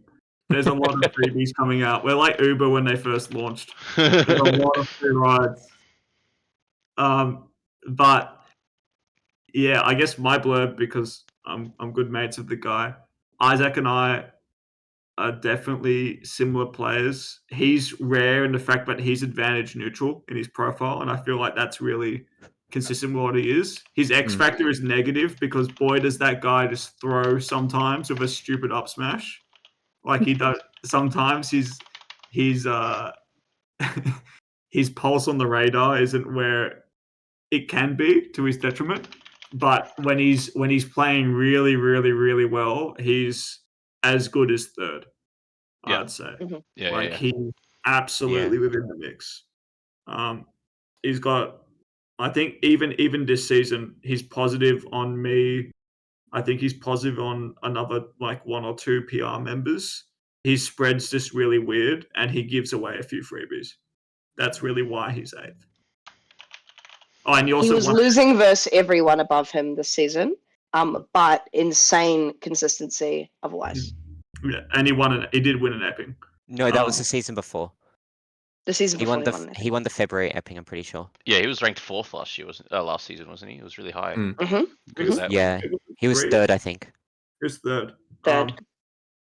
But you know, the nature of Fox as well is sometimes you'll have a bad month, and once you have a bad month in PR, that can really change your ranking. Yeah. And when you've got like a weird matchup spread against a few characters who are really good in bracket, like the Luigis and the Incineroars, that's when And Spike, the player, specifically. Spike the player, and Guts LP. True. Sometimes that can happen, but Isaac, really strong. And random showcase hopeful in the last week of the season. Yeah. That's happened like 3 times. All right, moving on. We got Magone, my actual goat. This guy is popping the fuck off at the moment. Oh, I love this kid. You know his name's Matthew. His not name is Morgan. Matthew. It's fucked up. His name is Matthew, dude. Dude, I was so excited when I realized this guy was going to be on the PR. I don't know, I've been gassing him up for ages, and so cool to see him finally on it. Yeah. And now he's like going to be 2nd this season. Yeah, it's he's definitely on the up and up for sure. Do you remember whether or not he's Whether or not he's second or otherwise, you know, it's impossible to say. But no, he's 100% been on the up and up. Yeah. Bro saying things on recording halfway through a season. Jesus, Ryan. Whoops. Yeah. Does anyone remember the days when he randomly made winners finals and then DQ'd? And we were like, holy fuck, this guy's like 30th seed. Yeah. Not anymore. I was there. He's the one thing, the nicest thing I'll say about Morgs, even though he says I'm not body, and he's like, I've never seen you drop the ding dong. Like, you are really good at hitting your stuff when you need to. Like, that's him as a player. But the thing that Morgone, that will mean Morgone is like infinite potential, is he is the best attitude out of anyone in Sydney. No one beats Morgone in just the vibes and the way he does it. He helps set up, he helps pack up, he says thank you, he says hello to the TOs, he hits his ding dongs. He wants to know if you FW Skibbity toilet. Yeah, if he loses, he asks you for advice. He just does everything right. And it's just the little consistent things every week, which makes him a real pleasure. Like, I think out of everyone, if you talk to anyone in the old guard, I'm happiest about Morgone's PR. Like, it genuinely makes me very happy that he's... From a TO perspective, and someone that, like, tries to keep brackets going the best I can, this guy is a saint. Yeah. He is the nicest, sweetest, also highly, like, low-key, really funny. Really funny. What are you laughing at, Karen? Just Johnny saying, personally, I'm happiest that I'm PR. Yeah, well, guess what? You're 21, mate. You're not old, Shut the fuck up, Johnny. Older than me. I'm only going to say mean things about you now. Yeah. Why don't you go jump off the ledge again, dude? Why don't you go up in the wrong direction?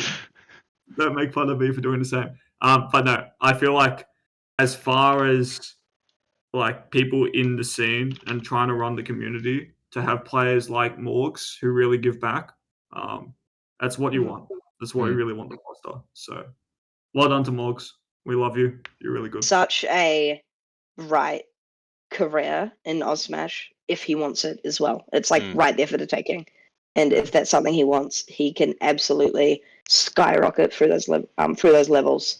And it comes from all the grinding he does with like Zach, Scobo, all those guys. Yeah, if you can beat P9, then you know you've got a an bright interstater as an interstater. By the way, for sure. That's not a thing that happens. I just love the balls on this man to be matched up with P9 and be like, you know what? I'm gonna lock in fucking Rob. Oh yeah, totally. I reckon my Rob can rinse this guy. Yeah, like way to keep it competitive by like choosing maybe his most played matchup, and then being like, all right, maybe Donkey Kong. I only need 4 games. My only diss to Morgone is the BKB boys waved at him at the Action 2023 in the car park with his family, and he didn't wave back. That's fucked up, dude. Actually, he pretended he didn't know us. My apology to Morgone is my handshake hug abomination that I gave to him at Phantom. I thought he was going for the hug, so I went for the hug, and then he wasn't going for the hug, and it was just fucking awkward. Anyway, I'm sorry. And it cost him top 5 on the PR too. That was entirely on Morgone. That's so embarrassing. Anyway. Okay, next up we got Ryan. Yeah. Incredible. There he is. Rello has sapped my power. He's taken my spot. He does what I do. I've started losing. I've given out tickets that I never would before. But Ryan, if you're here, who's flying the plane? Look, who's keeping the gate? It's the mid-tier zoner meta, right? It makes it fucking hard sometimes. It's not even the mid-tier zoners I'm losing to. Like, I've got losses to 3 different Warriors this season. So as a player who has like sort of tried to be like on average around like the sort of top 20 to top 30, can I give my perspective on Ryan since like day one? Yeah, go for it. So Ryan, I think, look, as we've seen, has been like old guard for like a number of years. That's kind of the definition of old guard. One of the few Smash 4 vets. Yes, yeah, one of the few Smash 4 vets. But I think also has had a like incredibly consistent game plan with a very good character that very few people have just figured out full stop. And I think that's why, at the start of this, we were saying that, Relo has kind of taken that spot because that's effectively what Relo does at this point, but with just like a new character. So I definitely think like as time goes on, like these rankings will, rankings will inevitably change and things like that. But the fact that Ryan has remained consistently in that sort of top 10 position with like the same character, with the same like effective game plan, with the same number of SDs as well. I think that's a pretty massive testament to just like, I don't know, like their power as a player. So yeah, if that helps me get any spots higher for next season, that'd be great. Yeah. But I don't otherwise, take pride, unfortunately. fuck. All right. Well, Ryan actually threw a banana peel into my up smash, and I reflected it. And I punched him with Megawatt at 70, and it was really funny, and everybody laughed, and I was the most popular guy at school that day. Yeah. But I still lost the set. That was also immediately after getting 3-stocked and only dealing 30% to Ryan in game 1. So I clutched it, and then I also lost anyway, but that doesn't matter. Dude, incredibly like consistent player. Yeah. I'm jumping in now. I wanna. I'll go after Hunter. I'm going after Hunter. This guy, I swear Everyone to wants a God. piece. Hey, I said, he looked at his archetype, he's like, I'm not body. I'm like, well, you're not fucking mind or your heart, dude. What do you mean you're not body? You've got the best flowchart in the fucking country and you're saying I'm not body. He's, your game plan's really rigorous. And I think it's the hardest part about being so good with the character strengths is keeping it consistent to the point you have. But the fact that you're within, like the range, they're consistently within this range is a testament to like how good you are at applying the different cogs. So, that's I think that's really the definition of it, and that's why you're body and you're not fucking hard on mind. I swear to God, I don't want to. I was thinking body was like execution. I'm like, I cannot beat a heavy main to save my life. No. Which is really funny to me. I still don't get it, but I don't play Diddy, so I never will. I also low-key think you're quite good at giving advice. Sorry, AJ. It's okay. I'll go last. I forgot that you were going to say something, but now I'm talking. I'm just going to finish. Yeah, you're really good at giving advice. You go. I think, and I don't think a lot of people know that. Every time I finish a set with you, you'll be like, "Oh yeah, I was doing this, and I was seeing that you were doing this, and I was capitalizing on that." And I'm like, "Oh yeah, true." And then it helps me play better against you next time. So yeah, low-key. Yeah. I got to ask more questions instead of just laughing. Right, yeah.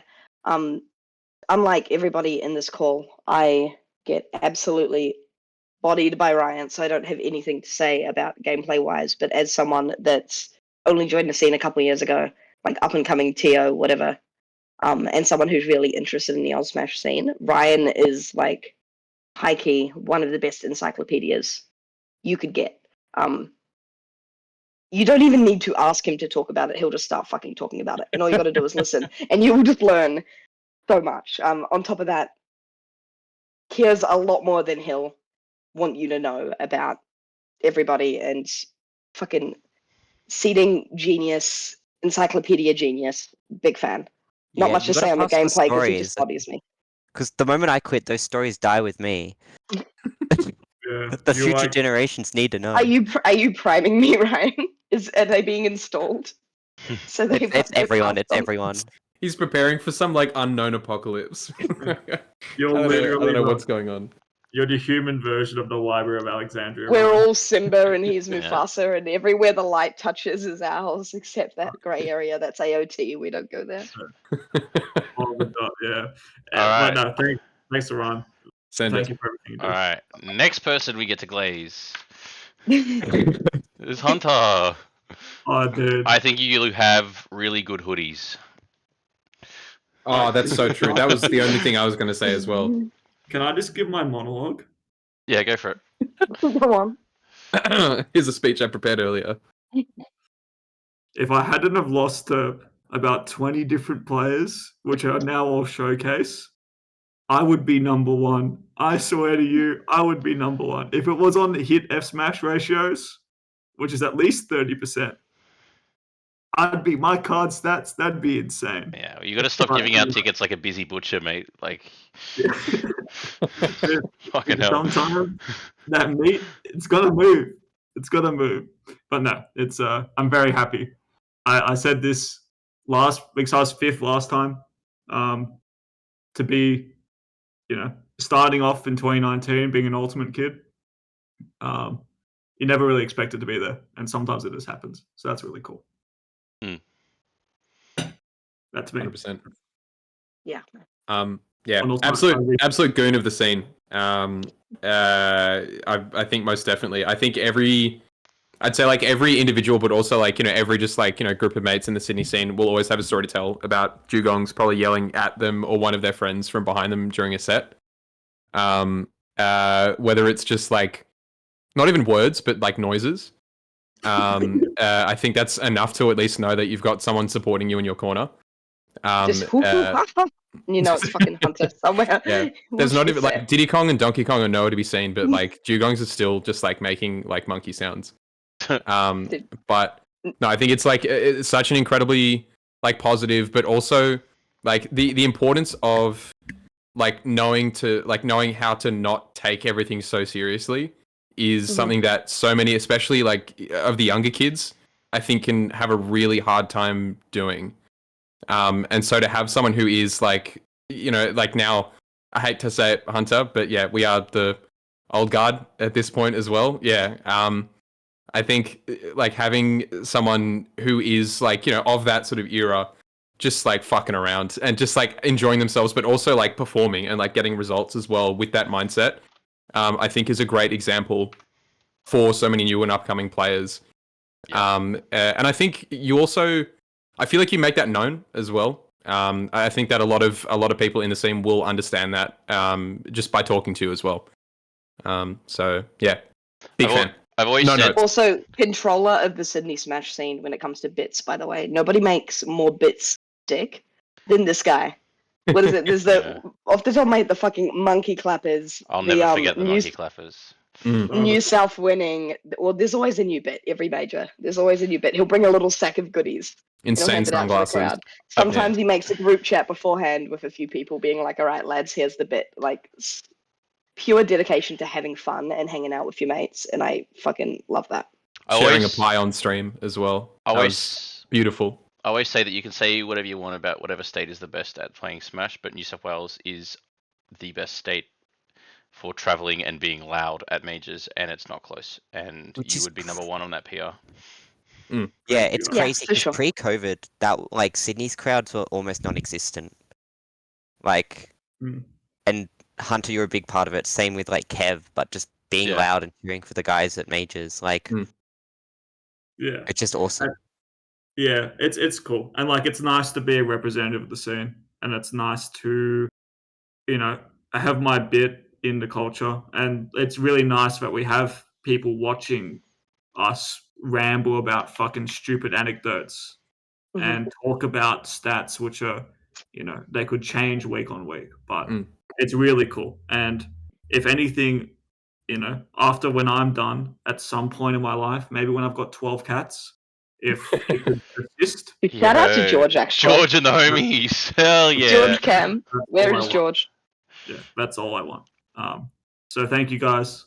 I really appreciate it, and hopefully I'll be back on the showcase next year. Yeah, I want a few more tickets though.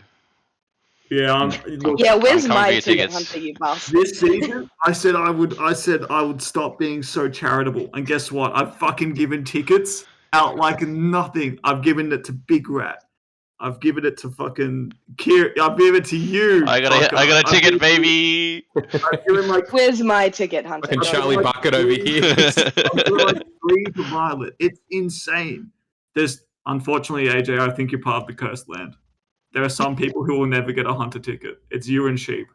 I'm sorry, Sheep. It makes you want to fight for it even more, though. Honestly. I think it's 0-13 now, Hunter. You've overtaken Sky as my most lost. Yeah, Big Rat, you better frame that ticket. My Donkey Kong's coming for you. My Donkey Kong's coming for you. I hope you know the matchup, fucker. All right. Next up, we've got the man of the hour, the definitely mind type guy. That's Oh. Rello. Dude. This guy has come out of nowhere. I remember when he kind of was a Wi-Fi warrior, and then he showed up to like two offstage, not offstage, it was Starforge, 2 Starforges, and we were like, cool. And then he just decided to start coming to stuff again, and has just been shitting on everyone. With Bro said catch me offline, and he fucking meant it. yeah, we all caught him offline. we all did. I think I might start by saying as well, there's always like a stigma, I think, around not just like the Wi-Fi like culture, I think, over like lockdown, I think was like an incredible like boost for the scene. But then there's always like the stigma of like, oh, like the terminally online, like, you know, the Wi-Fi warrior, stuff like that. I think for Rello as well, being like that traditional archetype of like a low tier hero, but also like, you know, you see these sets played online, you're like, fuck, this must be infuriating. And then you meet the guy in person, and then they're actually just a really like enjoyable person to talk to. He's such a funny dude. Yeah, honestly. And I'm like, I wish I could not like you, because like the way that you play in bracket makes me want to rip my hair out. And I think the fact that we got to watch that go all the way up to top 8 at the action was out of this world. Soul healing. I think it cured my depression. That was amazing. I think honestly, it was great. It was cathartic for me as a Sydney player to like watch that go, like get loose to the rest of the world, and we'd be like, it's not just us. Like, it's not just us who will struggle. And then also, I wish he was more annoying so I could like make him the heel of the scene. But he's actually just he's a really nice person. Oh, he's lovely. Yeah. For the number of power thrusts he does off ledge, and like the number of shurikens he throws at me from the other side of the stage, out the range of my arms, if not longer, it's fucked up. I've never been out-camped harder. But it's really impressive. For those that don't know, this guy writes a thesis after every high-level set he plays, by the way. This guy fucking studies. Yeah, he hits that laboratory. He also is just randomly the funniest guy ever. Bro, what was the glasses the offstage? Oh, okay. So I have 2 short stories real quick. First one is, so Fortress did a promotion in summer where you got like a passport, and if you stamped it enough times by coming back every day, you got like a better prize every week, or every time you got a stamp. And one of the prizes was sunglasses. They're like $10 sunnies, and we had a billion of them. Anyway, one off stage, they were like, this is like 4 or 5 off stages ago. My manager comes up to me and says, "Hey, Kieran, can you get rid of these sunnies? We got to get rid of them. Just give them out." And I gave Rello like 5 pairs, and he was wearing like 5 pairs of sunnies during grands or some shit. And they were just throwaway sunnies. It was a funny bit, but he has worn them to every offstage since. He just keeps showing up with the fucking Fortress sunnies every week to offstage, and then plays with the sunnies on and the hood up on stream. Especially like the stream, like the venue itself is like, you know, it's dark. It's pretty dark, yeah, like, as is. So shout outs to him. Like, if he can see the screen with those sunglasses, then I think he's actually unbeatable. My other funny story was, as I mentioned, over the action weekend, I was learning Zelda because I was trying to figure out the Zelda matchup. And Kian Turtlecat saw Rello get top 8, and he was like, "Wait, this character's fucked. This character's absolutely fucking busted." I was here. I'm gonna play this character for a little bit because it looks cracked. So, we're at the after party playing Zelda Mii Sword Fighter, and I'm just trying to fucking press any Zelda button without getting shurikened, and it's not working. And fucking we hear people cheering for us like we're playing on stream at a major, and we turn around and it's fucking Drusy, Rello, and Kat. And then Kian beats me at a friendly at an after party, and Rello like pops the fuck off and like starts like jumping on Kian for winning a game as Mii Sword Fighter. The 3 sober people at that after party, by the way. Fuck, it was so funny. I haven't laughed that hard in a very long time. My little Rello one is whenever we go out for dinner after SBB, for like the first few weeks, I discovered the duck pancakes, and I was all in on these duck pancakes. Rello comes up to me and he goes, "AJ, it's not KFC. What do I get?" don't judge me, but like I don't know what to get. And I'm like, bro, I've been there. I'm from buttfuck New Zealand. It's all right. Let me introduce you to duck pancakes. He's like, are they good? I'm like, yeah. He gets them. I look over after he's eaten them the first time. He's like, yeah. Every single week since, he has not passed up on the duck pancakes. Bro is all in, and I love that. Rallo and I are duck pancake buddies for Wait sure. till he has to duck noodles. It's over for him. He's no longer going to be a little. He's Duck going to pancake supremacy, Hunter. Duck pancake What? supremacy. They're in his notes, man. Honestly, like under Duck Hunt Rallo Duo. try to eat duck pancakes with chopsticks. Yeah. Highlight of my year. All right. I'll as someone. I'll say my Yeah. words on All good. Rello. All good. Because there was contention over who would be fourth on PR. And Rello and I have a 5-5 set record, and it's Even. very back and forth. So yeah, we're dead even, and we've played 10 sets, and we've won tournaments over each other in the last season, which is really cool. Rello is really nice to have in the scene because he's such a competitor, because he tries so hard, even in a game which is 6 years old. And he's willing to give advice, talk about the matchup, talk about it all to make the scene better, which will make him better, which will then kind of do a nice cycle of life. So we're really glad that Rello's here. I'm really glad he's got the attitude he does. Yeah, we're all better for it. Even if getting hit by fucking 12 shurikens is the worst thing ever, and then getting hit by down air off stage is the worst thing ever. And he still pops off. And he still pops off. And he's Dude, I love Rallo The pop off. Purple H. Yeah, and he's chatting to me about how I'm not going to win mid game. I love how he has this energy where he'll get a kill and he'll like look at the camera and be like, oh,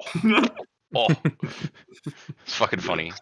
All right, sorry. He's the only person who's made my girlfriend lab out a character. FYI, I had to get my girlfriend to learn to play me Sorty. That's how much he's put out of me. So thank you, Rello, for bringing out the best in us.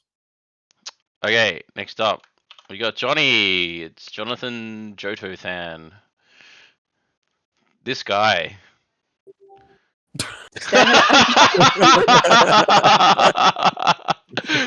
This guy. Bro has been waiting for 3.5 hours. All right, bro. What do you have to say? What do you have to say? Oh, I'm just here to listen. I'm not here for anything. You can do that without joining the Discord. We're streaming. I don't know if you know this. It's hard to stay still on camera when people are saying nice things about you. Trust me. I think this guy's a dickhead, complete fuckwit, to completely up himself. I don't know if you saw what he said in the chat, but we were celebrating other people, and he just has to talk about himself. He said, "I'm the coolest Croy in the country," and I went, "Damn." I can't think of a single other one in this call with the same birthday with me. Oh god. I'll start off. But you know, Johnny is definitely he's been PR for a while now, and as in like you were an Ultimate kid, right? Yeah. We had to I remember the rise, and it just happened overnight when you were suddenly like, oh, you're an interstate threat, and then you made like top 8 in DreamHack, and then it kind of kept on going, and it's really cool to see. And the thing I like about Johnny is that he gives back to the Royce. We're like a little bundle of apes, and Johnny is such a warm addition to it all.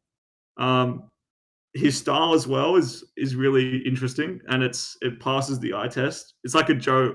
He's like obviously like a robotic Joe style player where it's all really clean. It all makes a lot of sense, and then he goes off stage and he kills himself. And you go, why the fuck did you do that? You remember he's still from Sydney, yeah. Yeah. But you know, it's a really cool blend of technical hype and like just clean gameplay. So I appreciate you being in the scene, and I appreciate the fact that we're both born on the 29th of June. That's all insane. Like, what are the odds, right? We have to play. You know, we've got to play the same character next game as well. You better pick a good character. Oh, I mean, I only pick good characters. You see me play fucking Tekken and Street Fighter. You play short K-Roll. My K-Roll goes hard. Yeah, so I knocked this guy's K-Roll out of his first ever tournament. Oh, I lost to his Man. payroll. He probably still looked at a tier list as well, to be honest. Yeah, if it was the first ever tournament, then yeah. Yeah. Yeah, it was second week of Ultimate. I guess people were gassing up K-Roll then. I mean, why do you think I play comp? Yeah, yeah, fair. I He just think got locked in too early and can't change. I think Johnny has like one of the highest like chill to performance ratios of anyone. Like a lot of like top players are like kind of grinding hard, and when you have top players like take it chill, their results drop. But not Johnny. He's just like His chill best as fuck roll. and still fucking winning, and it's bullshit. He's like he'll just like win a tournament and be like, yeah, I haven't played Smash in a month. I love Xenoblade. Dude, Um, it's one thing that grinds my gears about Johnny is he'll win a tournament and he'll get second, only losing to like Unpheasant or Demo or someone. And I'll be like, oh, good job tonight, Johnny. And he'll just go, eh. Yeah. He well, also so still hasn't with- played a Fire Emblem game. That is true. honestly, good call. I think Hey. let's let that ride. No, that's not just for me. You know, Morgane has not played a Donkey Kong game either. Oh, that's messed up. We need to get him on DKC too. That's true. I don't I've know never what's played a worse. Pac-Man game in Is my it- life. You've never played Pac-Man. No, I've never played. Hang on a minute. Original- Okay, that's deranged. Okay, It's that's like crazy. imagine if Get you out. imagine if the T block from It comes Tetris was a free with- character and some Zoomer was like, I "What was told you this guy This from?" is like number one bonsai fact. I have played 2 games on Nintendo Switch ever on Nintendo at all in my entire life. That's crazy. Smash and Pokemon games. That's it. I've never played Mario, Zelda, fucking nothing. Well, Pac-Man's not Comes Nintendo, free with the so no Xbox, excuse. man. How the No, I know hell? it's not, but I've Yeah. also never played like Mario Party or anything. Sorry, I was a I wild don't. kid. Is it worse to be like a Crom main and not play Fire Emblem, or like me to be a NES main and be like, I'm gonna play his game, and then I fucking hated it. I had that with Luigi's Mansion. I'm not gonna lie to you, man. Yeah. And Arms was like, I played it for like 20 minutes. I'm like, oh, that's it. So I'm like, I Okay. don't know what to tell you. Disclaimer: I played it on my own and I fucking hated it. Didn't come back to it, and then I started dating Mungo Luco Lennon, and he was like, "You gotta play Earthbound, bro. It's one of the greatest games of all time." And I was like, "Okay." And it was a bit better when he was telling me what to do. I enjoyed it a bit more. It kills me that out of the 6 people in this call, I've at least played 1 game from my home series. I played Three Houses. It was great. Yeah, I played It Fire. was- I played Earthbound. I just said. I didn't like chose- I didn't like Luigi's Mansion. It's just dog shit. It's really slow. Dude, imagine never playing a game with Luigi in it. I think that would be more crazy than Pac-Man, actually. That I feel like I mean, I played Smash haven't, Bros, other than you know. Smash. I dead ass haven't. That's insane. I did want to point out as well, not to bring it back to the PR, but I did want to point out that of the like any players like in Sydney, Johnny is one of 2 players who's actually taken a set off of Unpheasant as well. So that is probably one of the biggest reasons I think why they managed to make it to that top 3 spot. Is of the I think 10 tournaments, I'm pretty sure that Unpheasant attended. They won 9 of them, and the one that they lost, I believe they lost to Johnny to get knocked to losers, and then they lost to I believe Damien twice as well to get. Oh no, sorry, they would have beaten and then lost to Damien, I think, at one of the off stages. So that's pretty wild. It's a feat that objectively 2 people have done from Sydney. So that's pretty massive. Yeah, It's good great. shit. All whilst not playing the fucking game. Yeah. I'll stop playing again. I want to do well at Floating Point. Okay? Hell yeah. Want to do well all Yes. the time. Yeah, do it all the time with me, Johnny. Yay! It's Met with silence. Now for the 2 easiest PR decisions we've ever made. All right. Yeah. Next Sorry, up, Johnny. we've That's got alright. These 2 are very obvious. Damien. Where is he? Oh, I miss this guy. I miss him. I'm genuinely He's like, coming back. it's just not the same. Everything is like grey. There's no color in my life. Please. He's coming back. He was asking about tournaments yesterday. Yeah, I saw that. I Oh, saw that. yes. I'm talking shit about this guy. I've sent him messages. We've had chats. But the one time I don't send him a message, when my girlfriend invites him out to my birthday for the 4th year running, and he ghosts for the 4th year running. Do you know what, Damien? Don't come back. I want you to stay out of the fucking shadows because I'm gonna make fun of you. I want to make fun of you so bad. I hope you never lose a set, dude. Because I'm gonna be there. I'm gonna be there giggling. I'm gonna say, hey, dude, if only you came to my birthday, then you would have been warmed up. I'll tell you who was at my birthday, thanks to Johnny. Shmoo was at my birthday. He's not even active this season. Why were He you? doesn't even exist anymore. He's gone. He's disappeared. Where were you, dude? Huh? Where were you? I gave you these stats. Man. The worst part is he didn't even ditch Hunter's birthday to come to my birthday. He ditched my birthday as well. Well, I miss Demo. I miss Damien. I miss Damien. My birthday's in a month. We'll find out if I still miss him, but I miss him at the moment. Mine's December 30th. I've got no chance. Genuinely, Damo is like one of the like most approachable like top level players I've ever met. Hands down. A lot of top level players are like super duper intimidating, but this guy's just a fucking G. Like genuinely sets him and Unpheasant together as like the top. Fuck yeah. Every scene's like top player is quite hard to approach a lot of the time, I feel like. But both Damo and Unfez set like the best example, I think, for our scene. And unironically, quite a big part of why New South Wales has good vibes as of late, I think. For sure. I genuinely think they set the tone for the rest of the scene in a really, really good way. Yeah, it's trickle down Damonomics. They did before they died. That is patent pending. Trickle down Damonomics. It just starts from the top and makes its way down. It didn't contribute any fucking vibes to my birthday party. I'll tell you what. I'm not letting this go. You fucking joker, man. I swear to God, go fucking up. Go hook rope your way to another scene, dude. I don't want to see the juicy lumps anymore.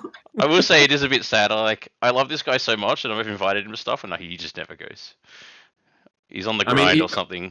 He's always grinding something. Gym. I feel like there's never a world where he's not giving 100% to something, which I think is such like an impressive feat, regardless of if it's Smash or otherwise. For sure. I mean, I don't know if anyone follows him on Instagram, but like, holy shit, that guy is... He didn't accept my follow request. Well, look, he's he is on the grind. I think like requesting a follow right now.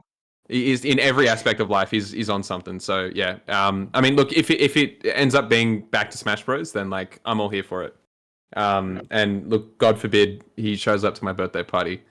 I might honestly just not have one this year. Let's just avoid the hassle. Let's don't just want to taint the vibes. Yeah. Dude, I've always said to. Sorry. I think I'm the toxic ex-girlfriend.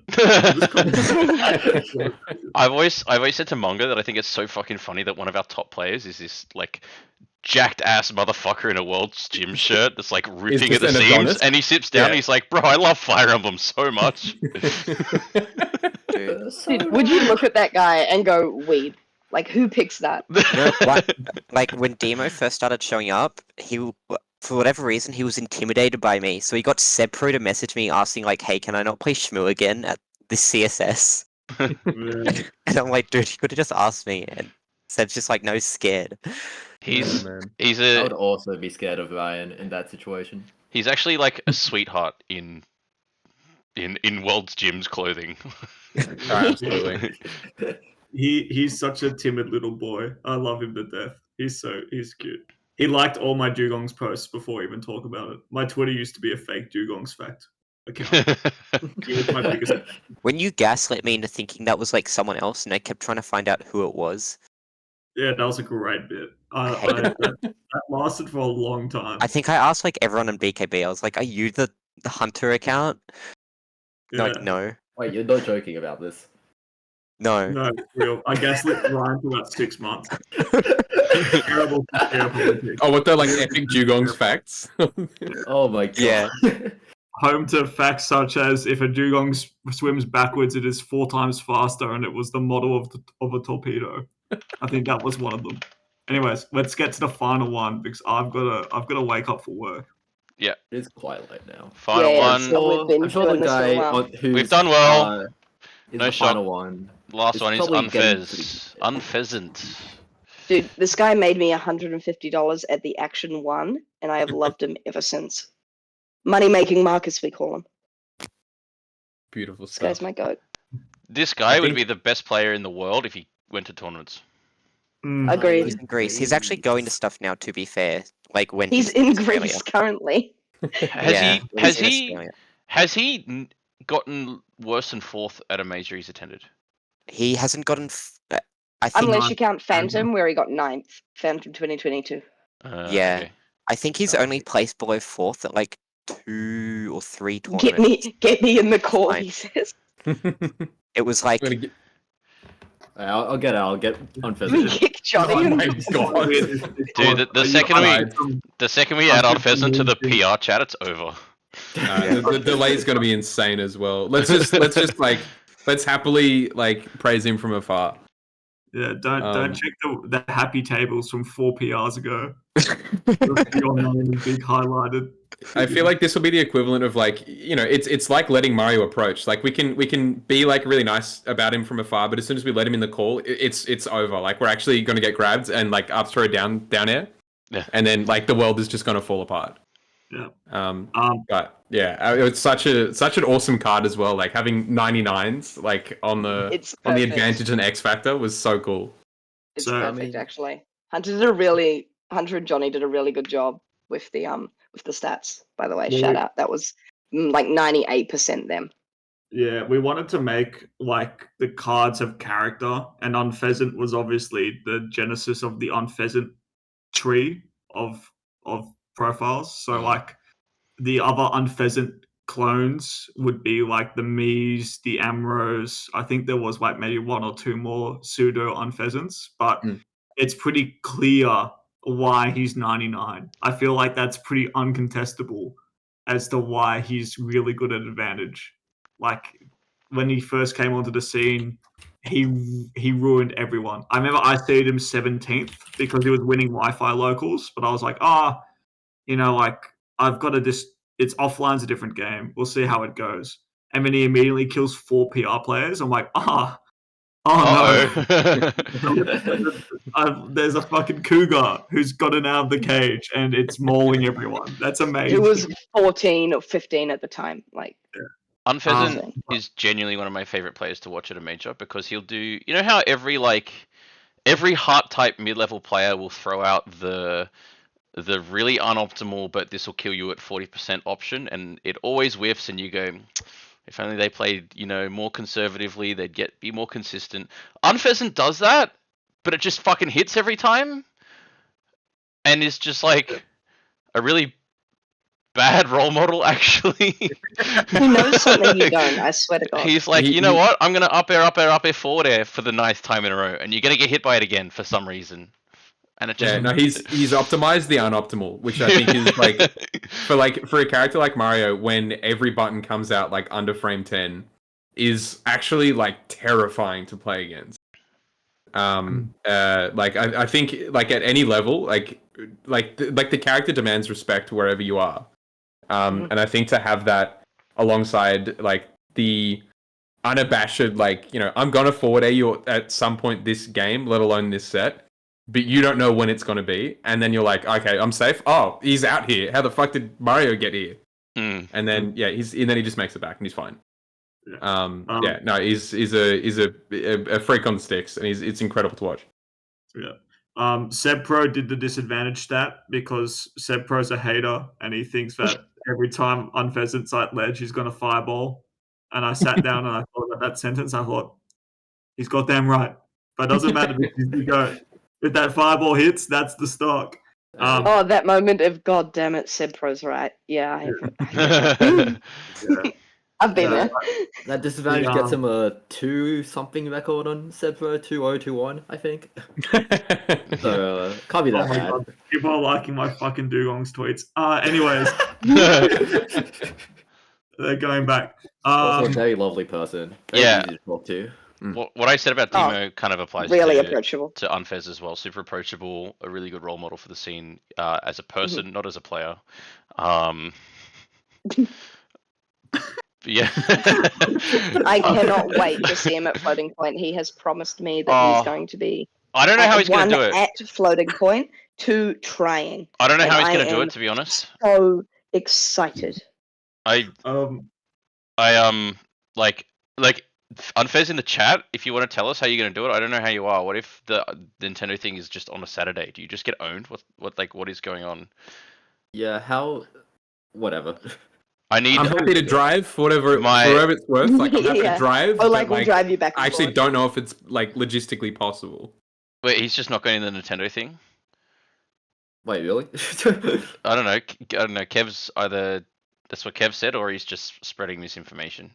I feel like don't have the capability to trust Kev right now on this information. I will go both. I will run trust or get driven. Okay, I don't trust. I'm sorry, Unfez, but I don't trust. Not trust. Bro, you're not getting in a car driving to a different venue between your round 1 and round 2. It's not fucking happening. Oh my God. Look, that would be so fucking awesome if he did, though.